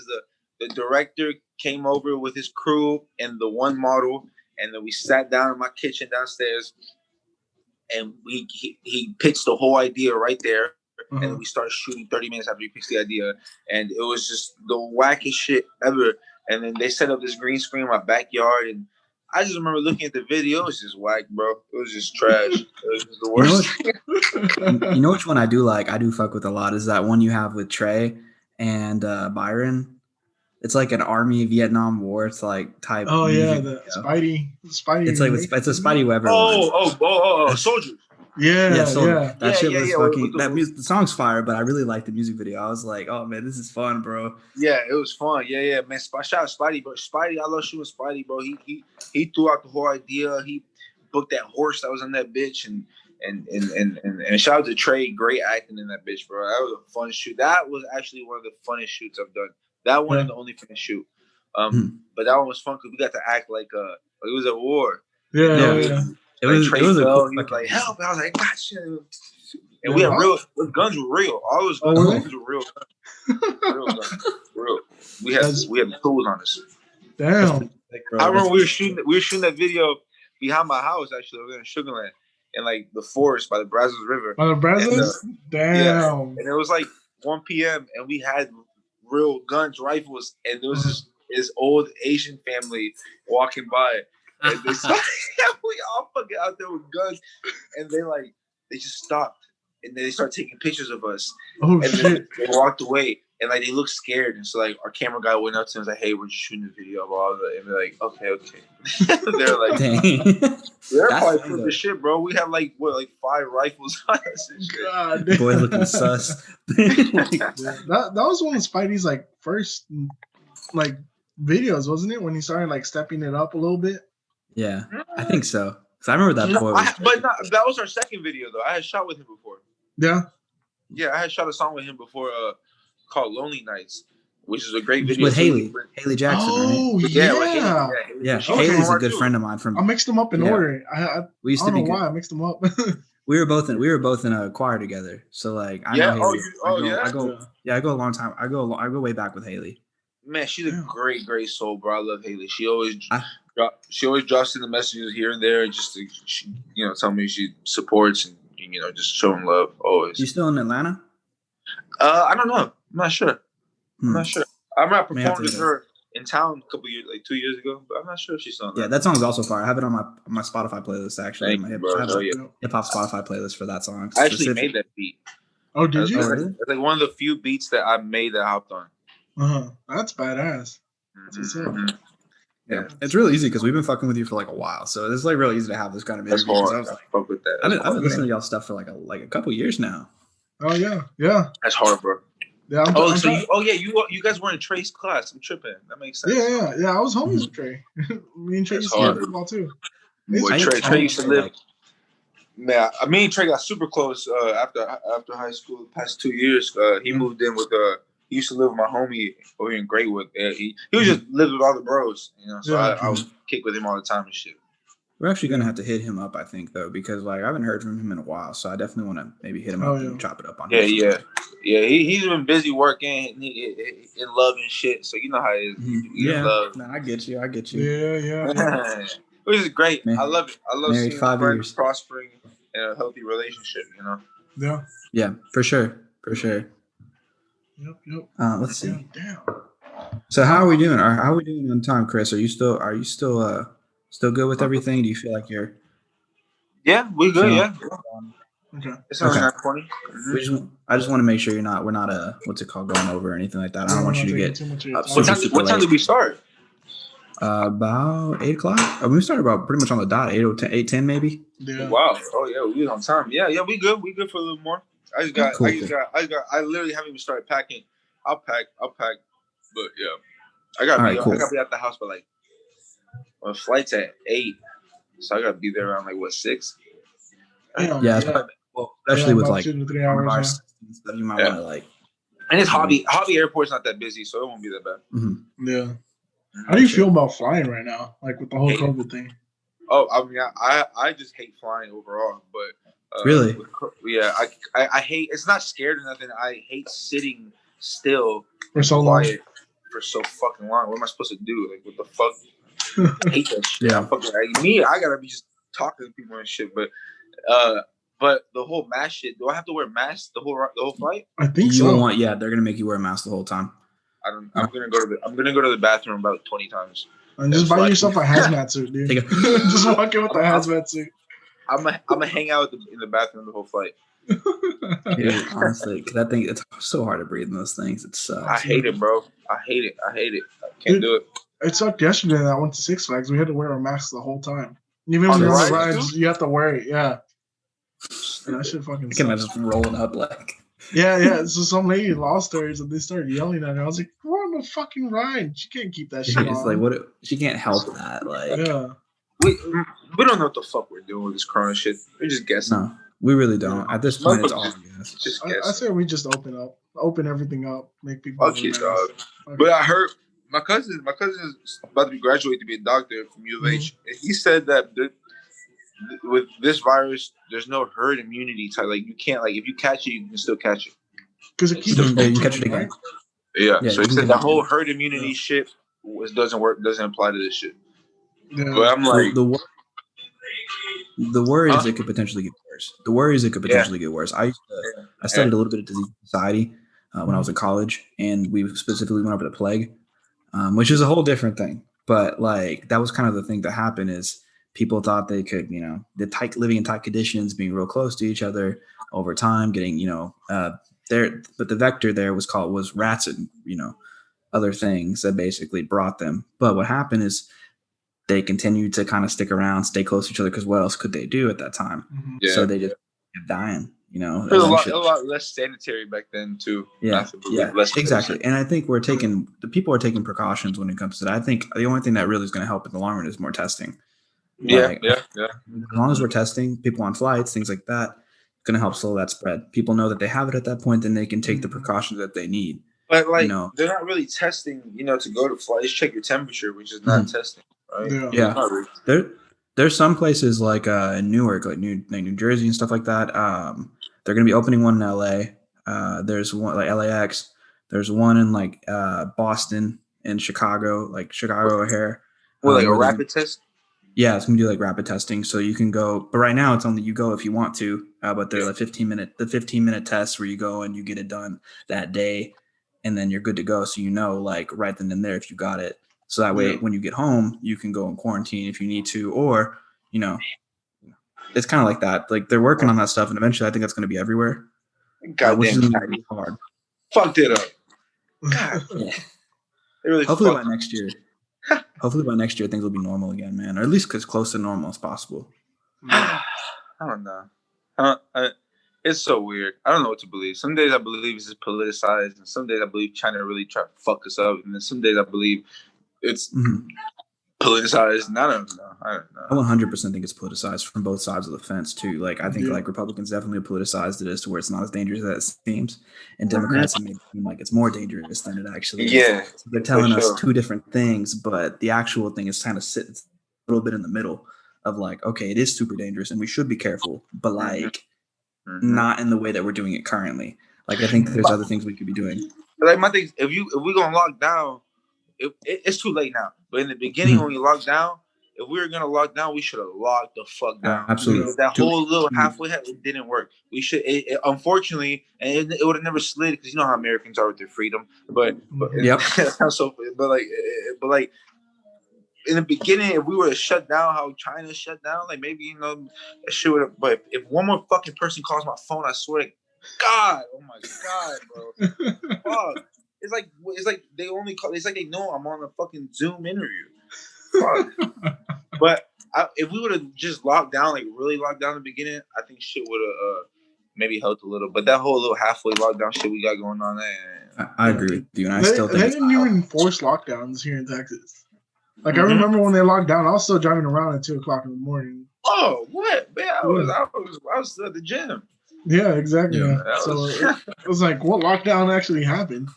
See, Kentucky got a lot of stuff going on. Like right at that time, we also had the Breonna Taylor situation going on. So, they were like, no, the fuck, we're not. We got some shit to take care of. Yeah, that's tough. Yeah. So there was no. It was like, no, we got some shit to take care of. Like, no, we ain't like locked down. Good luck. Arrest all of us then.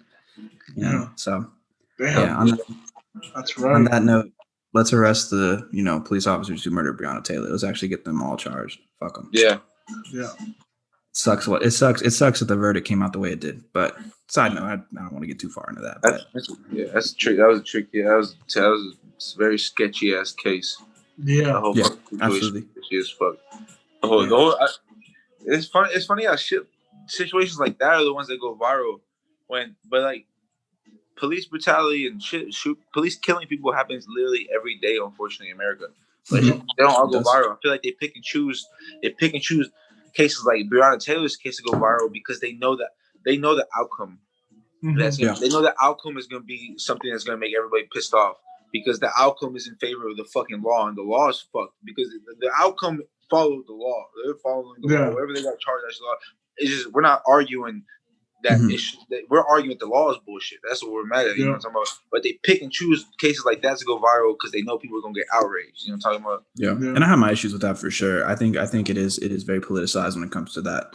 And I think that's what we saw a lot of the times when it came to George Floyd and other situations. And I'm glad they're getting, of course, I'm glad they're getting brought to light, and I'm glad they're getting talked about.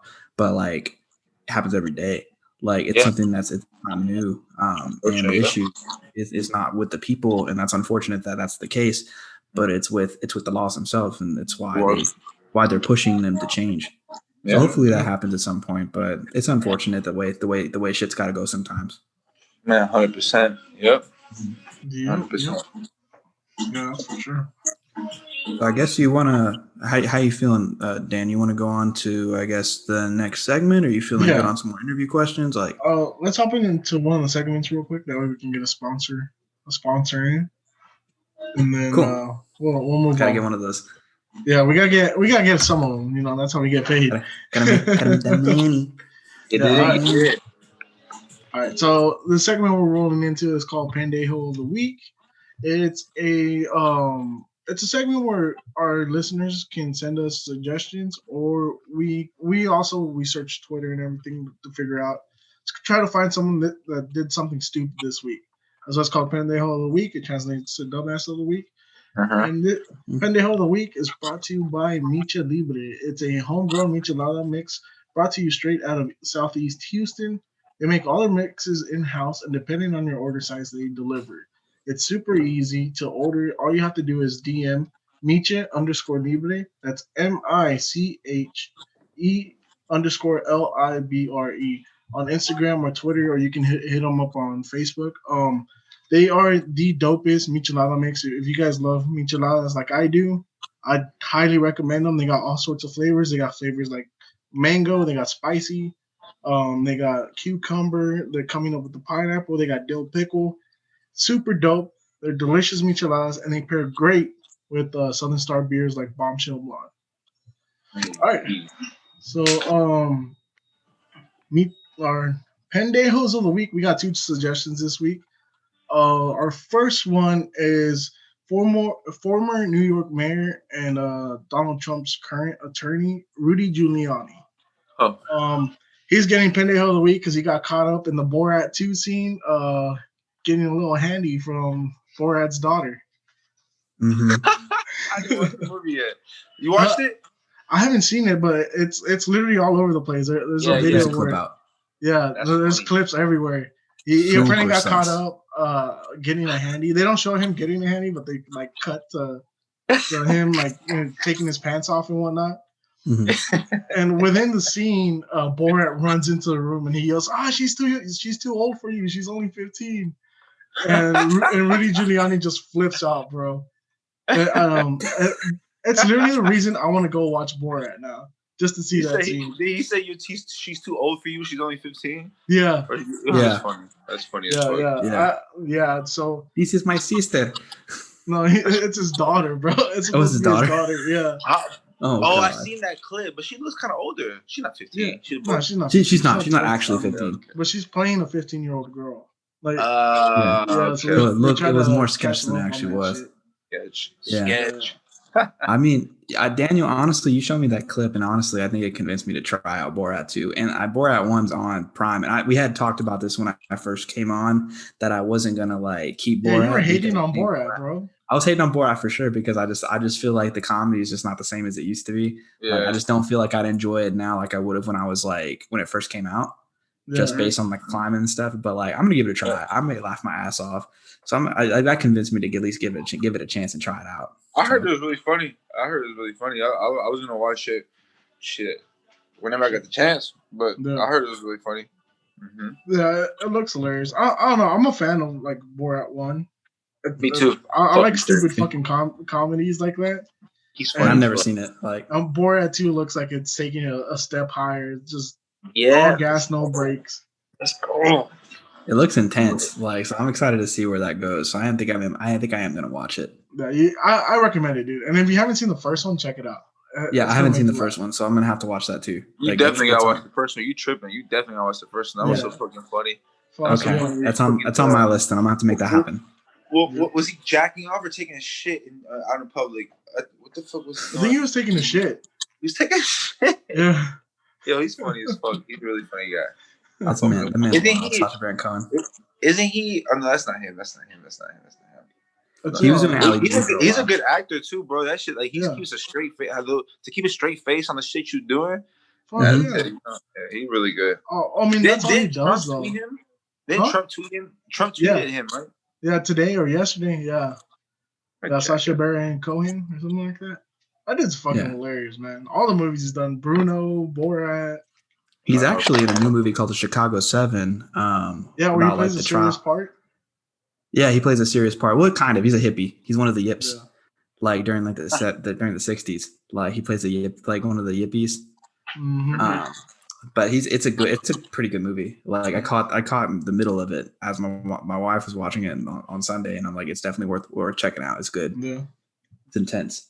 All right, Kyle, you got a Pendy of the Week this week? Yeah. So this one, so I'm going to go ahead and start with this part. It's going to be from it's a 26-year-old guy named James Blight.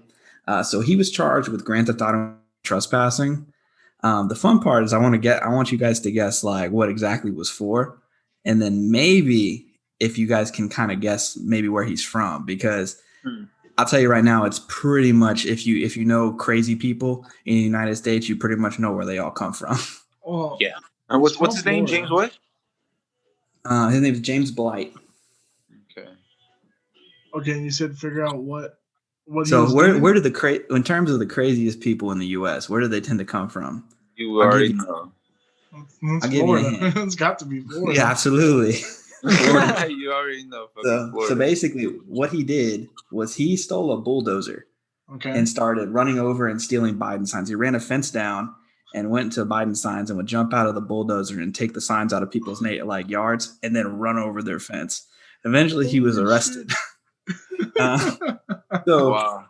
Politics aside, you shouldn't be taking down signs for one, but you also probably shouldn't be bulldozing people's fences down.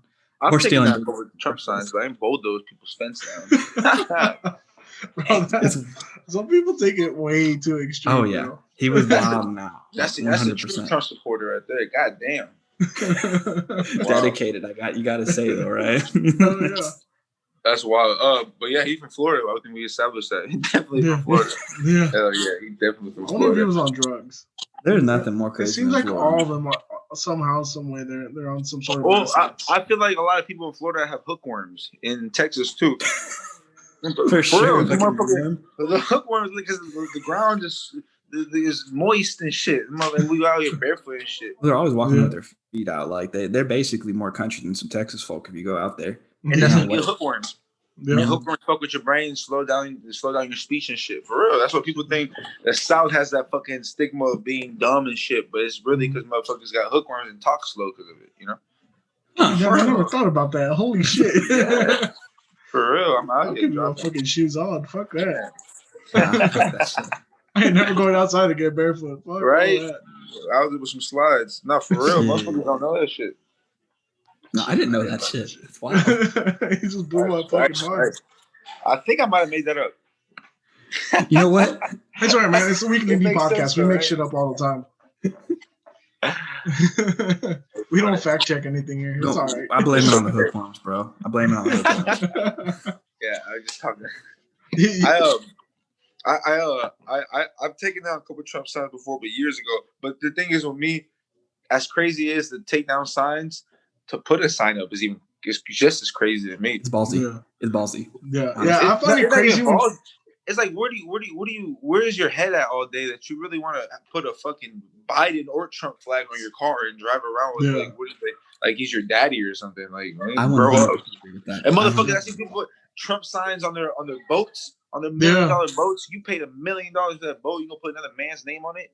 Exactly. That's what I'm saying. I don't mind. Like, that's what I was about to say. Like, what was it? Topless weekend or Jeep weekend? There's a shitload of fucking Trump flags on all the Jeeps, and I was like, damn, dude, he owns something. What? They crazy, bro. They crazy. They out here. It's just wild. I mean, like, but also like you're basically asking for your car at some point, whether Trump's on or Biden's on, Yeah. to get Yeah. scratched or hit or stolen. Like, And I people think, really be and I out here think both doing that sides, shit. everybody does, both sides do that so they can get a reaction, so they can be Mhm. like, look how the other side reacts to my opinion type shit. The Yeah. angry right and the angry left. The angry right, the crazy left. Yeah. Absolutely. And they're both crazy and They're angry. both fucking angry and crazy. Yeah, fucking crazy people, bro. There's a good place in the middle. Yep. Yeah. And then you can have right leaning opinions and left leaning opinions and still not be okay with the way things are going right now, or the way things 100%. potentially go.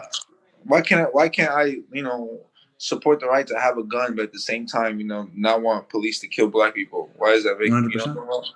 Yep. Exactly. Yeah. Chris, do you got someone who did something stupid this week This week, what are we in? Monday. So this weekend. or last week? Yeah. Last week. Yeah. Luna. Last week. Let me try to think what happened last week. Nah, bro. Oh, what's that motherfucker's name? Look, I can't even lie. I try to say that to think maybe something would come to head. But it's all good, man. But you know what? I give myself in the whole week for that right there. I think, bro. I can't think of current events.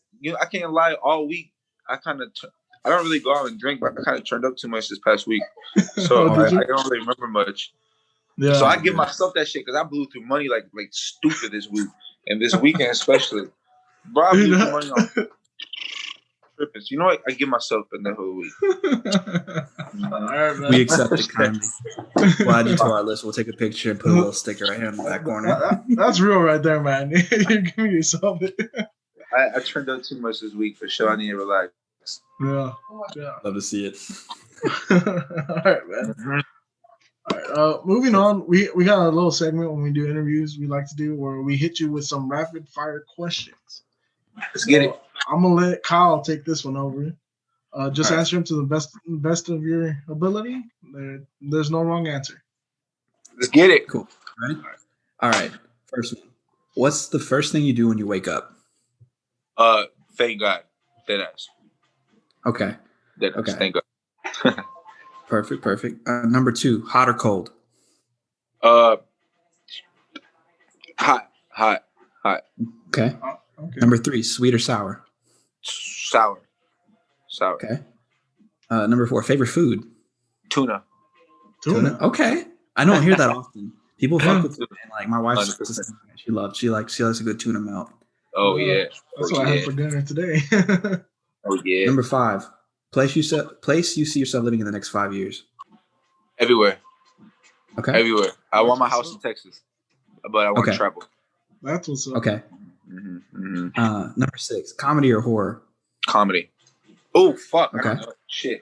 God, comedy. Okay. Next ones are gonna get more. So sports car or classic car? Classic car all day, baby. Nice. Great. Classic car? Like, What's your favorite car?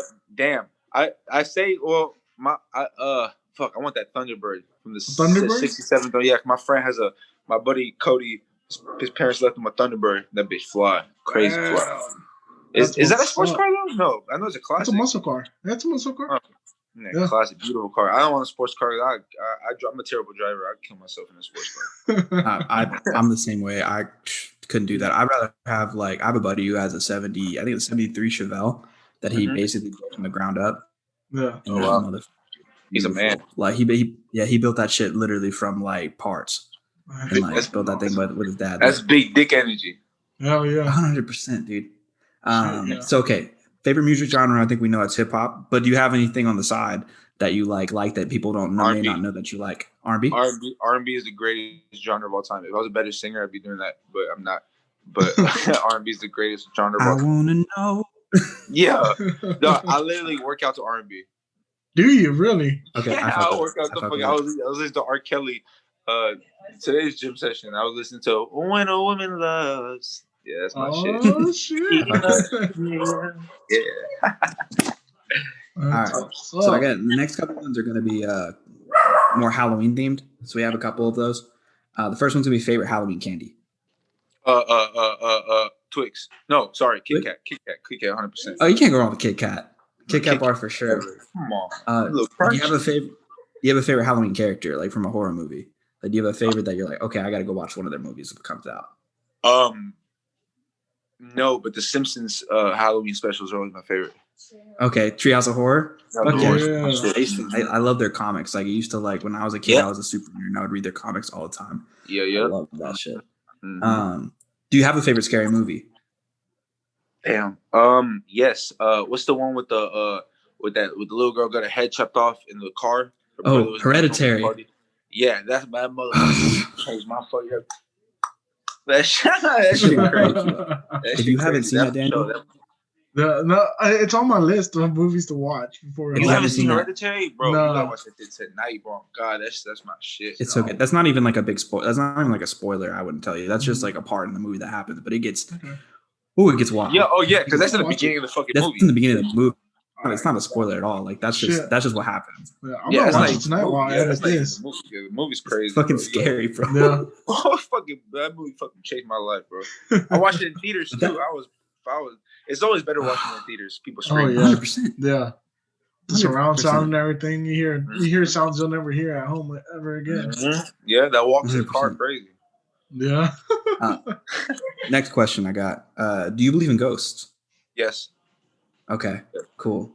Do you happen to have any stories that you would think like you've had an experience? Yes. When my grandpa passed in Colombia, we went to visit. We went right when he passed, and he would always at their house they have this thing called la terraza. It's like on the roof. And he had his little workshop in the roof. He would build metals and shit. Literally dead ass. Though I was sleeping in the living room. It was like 2 a.m.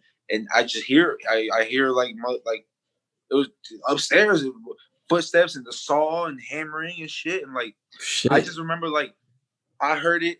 And then like my uncle heard it. And like, we all just kind of stood there. We're like, we're not going to go upstairs because like, it's like, obviously like it's him. And he was like, yeah. And then I was scared in the beginning, but then once everybody woke up, we kind of all agreed that we're hearing the same thing. We're like, okay, it's just kind of him just saying, peace. That's wild. Yeah. Wild. I mean, that shit happens. You always hear that they do things that they love doing. So I mean, it makes sense. It makes sense. So he spent all his time up there. Yeah.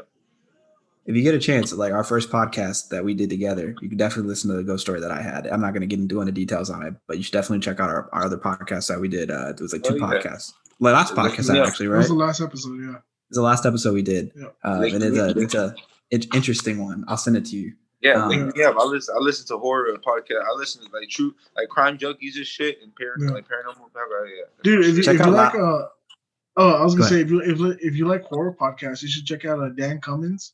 He has one called Scared to Death. Really good. It's him and his as a girl. They tell each other scary stories and try to scare each other. It's dope. I recommend it. If you're into horror, I recommend it. Like me up. For sure. Yeah. Also do the last podcast on the left. If you get a chance, I'll send you a link to one of their episodes, but they're fucking hilarious. Yeah, but they go over more topics and stuff, but they're great. So I got one more question for you for the rapid question segment that we have, and it's what scares you the most? Like actually scares me? That actually scares you. Like horror. It can be funny. It can be whatever. Like for me, for instance, like terrified of cockroaches. I hate them. I hate cockroaches. I don't like them. Oh yeah. I like getting around them. Fucking hate frogs, bro. Really, frogs? I beat a frog ass, dog. God, bro. I hate frogs. I don't fuck with frogs at all, bro. I think when I was younger, this dude tricked me into kissing him. I turned around, put a frog around my face, and like it licked me, and that just shit terrifying. It just blind me and fucking just ugly, bro. I don't fuck with frogs. But if anybody ever pranks me with a frog, you gonna find out. You gonna find out today. You gonna find out what you out. Oh God, I don't fuck with frogs, bro. That shit nasty. Frogs, man. All right. Man, my buddy, he's terrified of butterflies. Right? He had some weird traumatic experience when he was a kid, and I used to have a key to his apartment, and one day I decided to fuck with him.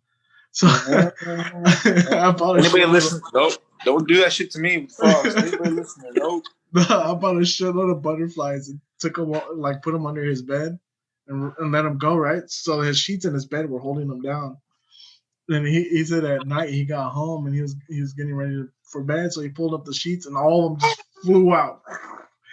He said he fucking took off running, bro. Killed you, bro. I would have fucking murdered you. I would have lost my absolute shit. I'm just thinking about somebody did that to me with frogs. Oh my god! Put it under the sheets. Yo, I'm fucking going to your house and firing out. What you mean? Nah, he took my key away after that one. Oh man, hilarious.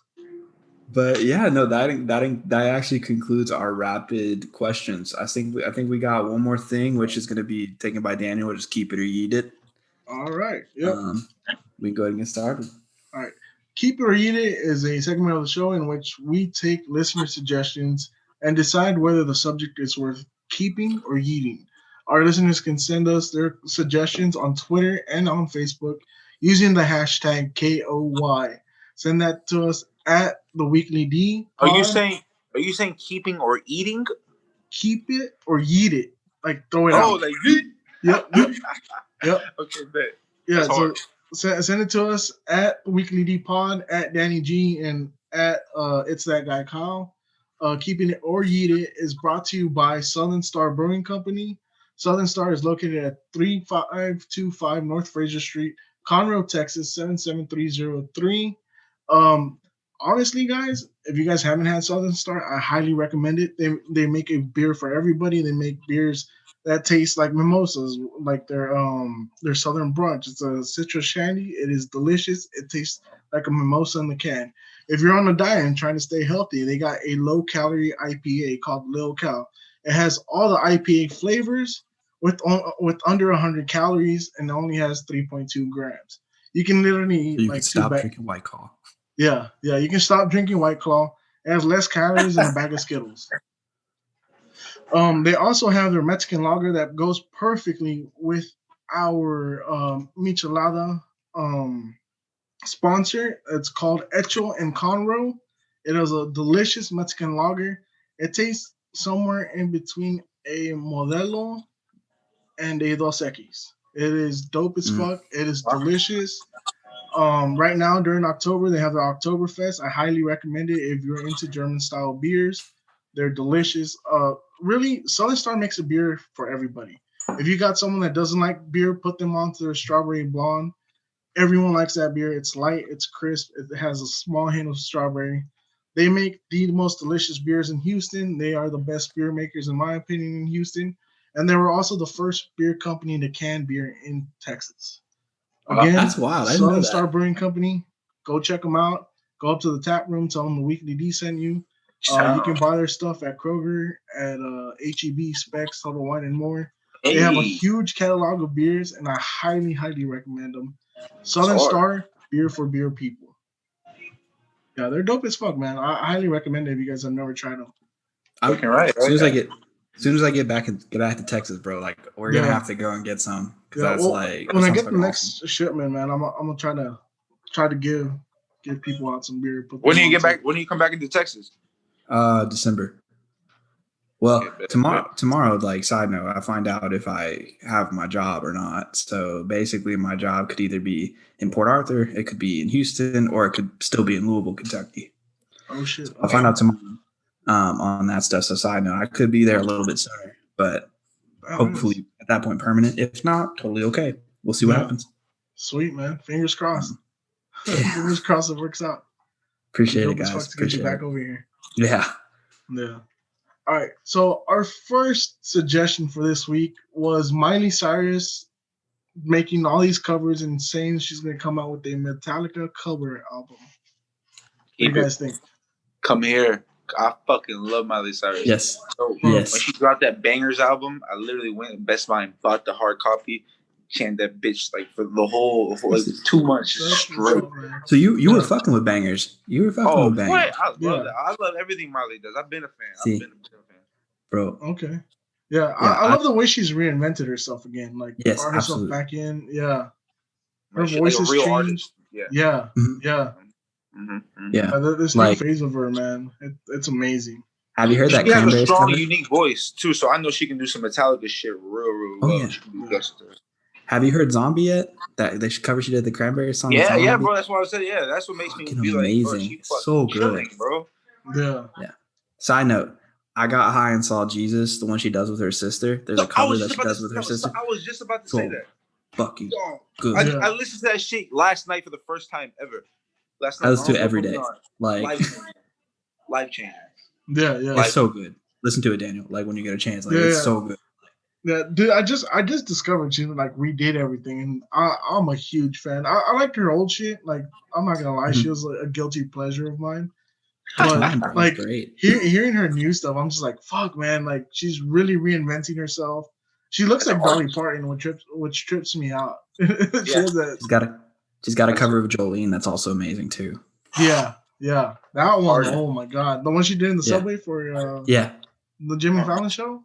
I think. Well, she did do that. She also has like an unfiltered one where she does just a raw cover of it. It's it's on YouTube.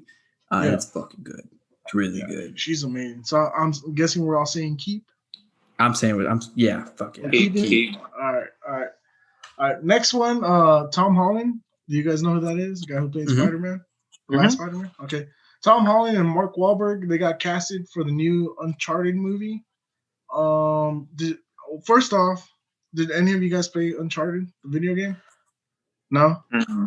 But I watched some of the gameplays, like because I was a gameplay nerd. When it came to that, I was watching PewDiePie and stuff like that back in the day. But I did watch a couple of the Uncharted gameplays back in the day, and it looks like a movie. It looks so fun, like in general. Game itself, it looks like. So what are they doing? They're making a movie about it. Yeah, so the game's kind of like Indiana Jones mixed with Tomb Raider.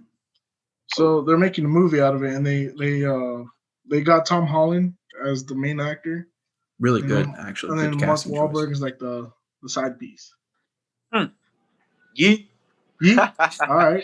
Fair enough. Mark Wahlberg. All right. Fair enough on that one. Fair enough. Mark. Yeah, I'm gonna keep it because I like the game, and I hope the movie's done right. But most of the time, video game movies suck. I'm really keeping it for Tom Holland, to be honest, because I haven't really seen a bad movie Tom Holland's been in. Yeah, very true. Even The Devil Inside is amazing. If you haven't seen that on Netflix, I have. Very good movie. So good. Yeah, he's good. I just don't like Mark Wahlberg. I don't know. I think that's fair. I think there's a lot of funniness that comes out of Mark Wahlberg, but all right, that's another story. We got 2 keeps, 1 eat. All right. Number 3, politicians trying to relate to the younger generation. The reason I put this one on there is because AOC was playing Among Us and doing a live stream, and she like broke a bunch of records and whatnot. So how do you guys feel about politicians kind of trying to relate? Anything that has to do with politicians, I'm just It's all games. Even AOC sexy ass. Oh, bro. Real fine ass. That shit lame. Why she do that? If she want to really relate to us, make an OnlyFans. Show us, what's up. Show us what's up. Well, I'll tune in. I'll tune in to OnlyFans. AOC OnlyFans. Oh my god. Yes, bro. Yeah. I guess that is a good way to get them to relate. Hell yeah. I will say, like, I was kind of torn because I had seen this ahead of time and I was looking at it and I was like, I don't know, because at first, because you know me, Daniel, like I'm very like keep politicians out of everything when it comes to like social media, everything. I don't like them involved. I think that they need to stick to like what they're doing, which is their job. Yeah. With that being said, I do think it's cool that like she is out there playing games and kind of getting kids interested in that kind of stuff. I think it is important that like even if I may disagree with her on some things, which I do, I very openly do disagree with her on like Green New Deal and a couple of things like that. But like I do think it's cool that she's out here like getting kids interested in politics because I think it is important for like our youth to understand it. Because I wish I would have understood it at the age they're learning it. But that being said, I'm still gonna eat that shit because you're eating it. I'm still gonna eat it because I think it's mostly pandering. Yeah. And I work. For sure. Like it's mostly pandering, and it's not for the kids. Even though I think it's good that kids are getting exposed to it, it's not for the kids. It's for her. It's like when they took those kids they took it to wherever that governor bitch or whatever. They were trying to tell her about the new climate deal, whatever those kids were telling her that we only have 10 years or whatever. Like that's not for the kids. You just putting kids to push your agenda because you can't tell the kid to fuck off. Exactly. That's how Exactly. I know you listen to Flagrant too, bro. They said the same shit. Like, Yeah. it made sense. It makes It sense. does, bro. I mean, I've Yeah. always felt always disgusting, but you can't tell it. I mean, you can't tell a kid to fuck off, but then you look like a dick, you know. Yeah. So it's just a weapon. It's just a weapon. Yeah, Weaponize kids. that's for sure. Yeah. I agree. I didn't have. That's why I have an issue with it. That's why I would eat it. Yeah, I was gonna keep it until Chris made that point where if she wanted to relate, she should have made an OnlyFans, and because of that, I'm gonna eat that bitch. Yes, sir. Yes, sir. Yeah, you want to relate, create an OnlyFans. Not you, Hillary Clinton. I don't want to see that. We'll be waiting, Alexandria Ocasio-Cortez. Kamala Harris. You want my vote? Kamala Harris can get it too. Just put both of them in Tim's. Tim's no clothes. All right. Tim's for my hooligans. All right. Next one. Candy corn. Keep or yeet? Keep. I love that shit. I'm the only Fuck person. yes. Fuck yes. I What? love candy corn, bro. People don't fuck with candy corn. It's so good. Dude, I don't fuck with candy Absolutely. corn. I don't like it. Really? Yeah, I don't like it. Give me your candy corn. I'll take it. People sleep on candy corn 100%. All right. All right. Next one. That one was pretty easy. Next one. Costume parties. Keep or yeet? Yeet. Yeet? I don't fuck with that shit. Yeet. I don't trust it. It's scary. I don't like being in a room full of a lot of people that I don't know who they are. It's scary. Fair enough. Yeah. That's what are you gonna do, Daniel? I'm gonna keep it just because I don't know. I like parties in general. If you want to throw a theme at it, why not? Okay. Except I'm not down with the like masquerade things. Those things trip me out. They can get last year for New Year's, I got invited to masquerade, and it was me and my girlfriend were the only Hispanic people there. It was all white people. And as soon as we stepped in, I was like, "Babe, we're about to get killed. Like this shit's a fucking setup. This looks like it literally looked like they were about to purge. Like I was fucking terrified the whole night. We ended up leaving early. That's a big nah. Okay, fair enough. Okay, so I'm gonna say keep on that one only because like some of the best experiences and like Halloween memories I have when it comes to it are like at a costume party. So like we have a place. I went to Texas State University, and at Texas State we have a big bar area called the Square. And there's a bar there specifically called Nephews. Nephews is the place you go to the very end of the night, right around 1 o'clock, 1:30. Whenever you want to get turned up, you're already drunk as hell. So you're just going there to finish off the night, listen to all the good music. Nephews, wild.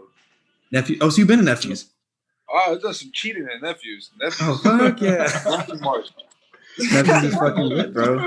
Nephews, the first time I did coke was at Nephews, I think. Oh shit! Yeah, did I know? Yep, you've been to Nephews, that's for sure. Yeah. No, but we went there on Halloween night. Okay, so it was Halloween, I think like 2016 or 2015. I went with a couple friends and a couple of my buddies from Houston came down to San Marcos, and we went over there. And it was during the time change, so I was a cowboy. My buddy was Gumby. Like I had another friend who was dressed up as like a wolf, and another one that was dressed up as like one of those like German like beer girls. And so we all went over there. We partied there for like 2 hours, and then we were all hammered. And then so the first thing I hear, well, I'm drunk as hell. I see my buddy on like the TV screen and in his Gumby costume, like just rolling like this, and I'm like, oh fuck, that's so cool. And then at the very end of the night, as soon as it hits 2 o'clock in the morning, he goes, "All right, boys, it's 2 o'clock. That means it's 1 o'clock. We got another hour to keep going." So we got fucked up for another hour, bro, and it was so fucking fun. It was one of the best Halloween nights, like in terms of like partying that I've ever done. So that's a great setup. That's a great setup by that DJ to do that. Yeah, no, it was a blast. Whoever announced it, that was great. Yeah, no, it was a blast, and that still I still remember that to this day. So that's why for costume parties, if they're gonna be like that, we're gonna keep it. Yeah. Okay. All right, Kyle, the last one's yours. I'm gonna let you put this one. Okay, so the last one is gonna be McCamey Manor. You probably heard of this place before. And it's an insane haunted attraction where you have the opportunity, if you make it through the end of the haunt, to win $20,000. Where is it? This is in California. So you're actually going to probably be there near the area. It's going to be I want to say it's in the LA area. And it's a house?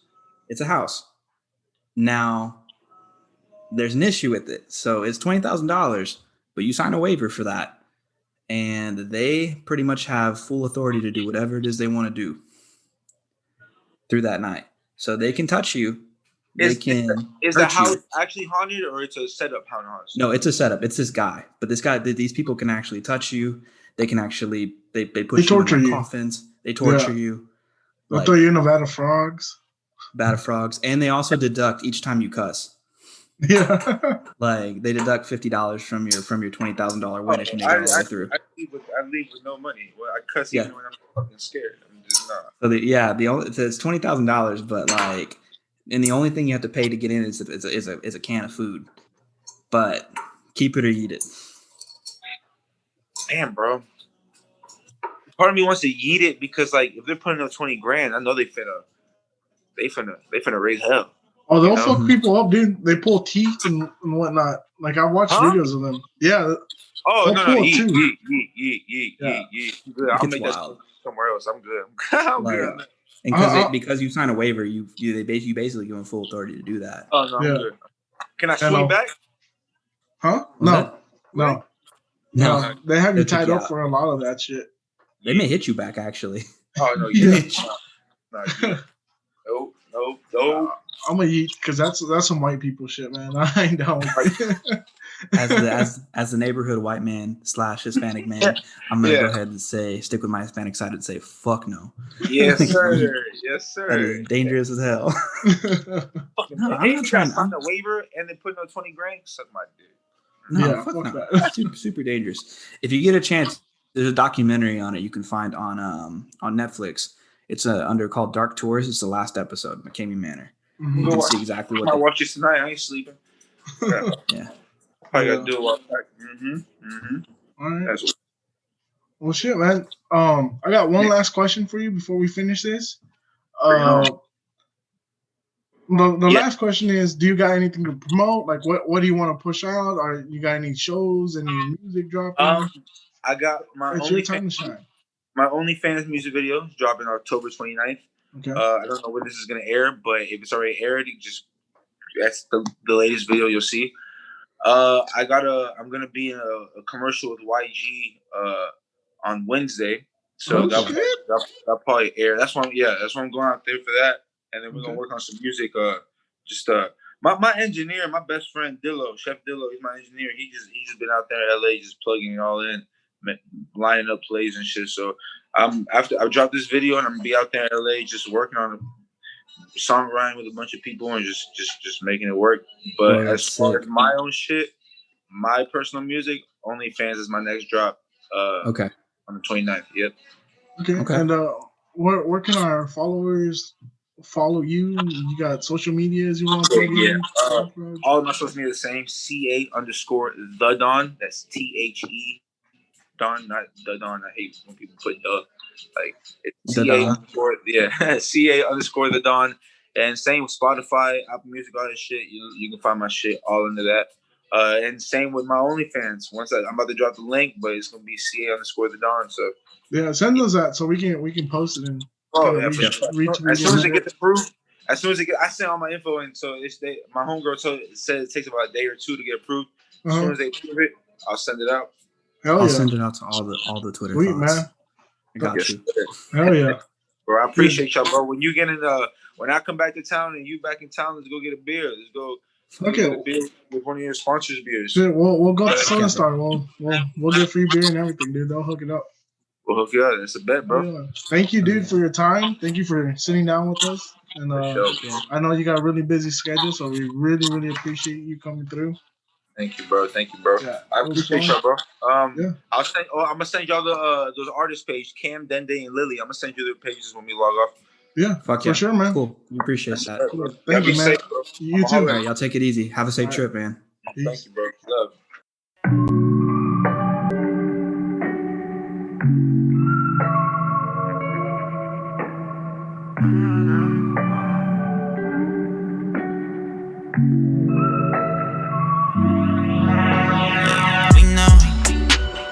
Drop top whip and you got your own, we know. You don't really ever need a man at home, we know. Yeah, bills pay, yeah, they never lay, we know.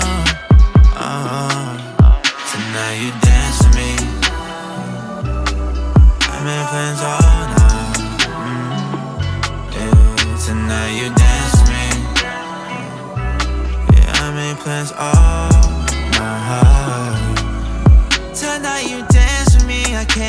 all my plans. Yeah. Wanna see you do the shit you doing OnlyFans. From the back while I hold your hands, yeah. When you want a girl, I'm on demand, yeah. Tell me, baby, can you hold the stance, yeah. Leg up on top, my shoulder, hold it. Baby, can I hit it like that? It's right timing. You found me, you around me like that, yeah. It's right timing that you found me, and I like that, oh yeah, yeah. We know, yeah. Drop top whip and you got your own, we know. You don't really ever need a man at home, we know. Yeah, bills paid, yeah, they never late, we know. Tonight you dance with me. I made plans all night. Yeah, tonight you dance with me. Yeah, I made plans all night. Tonight you dance with me. I canceled all my plans.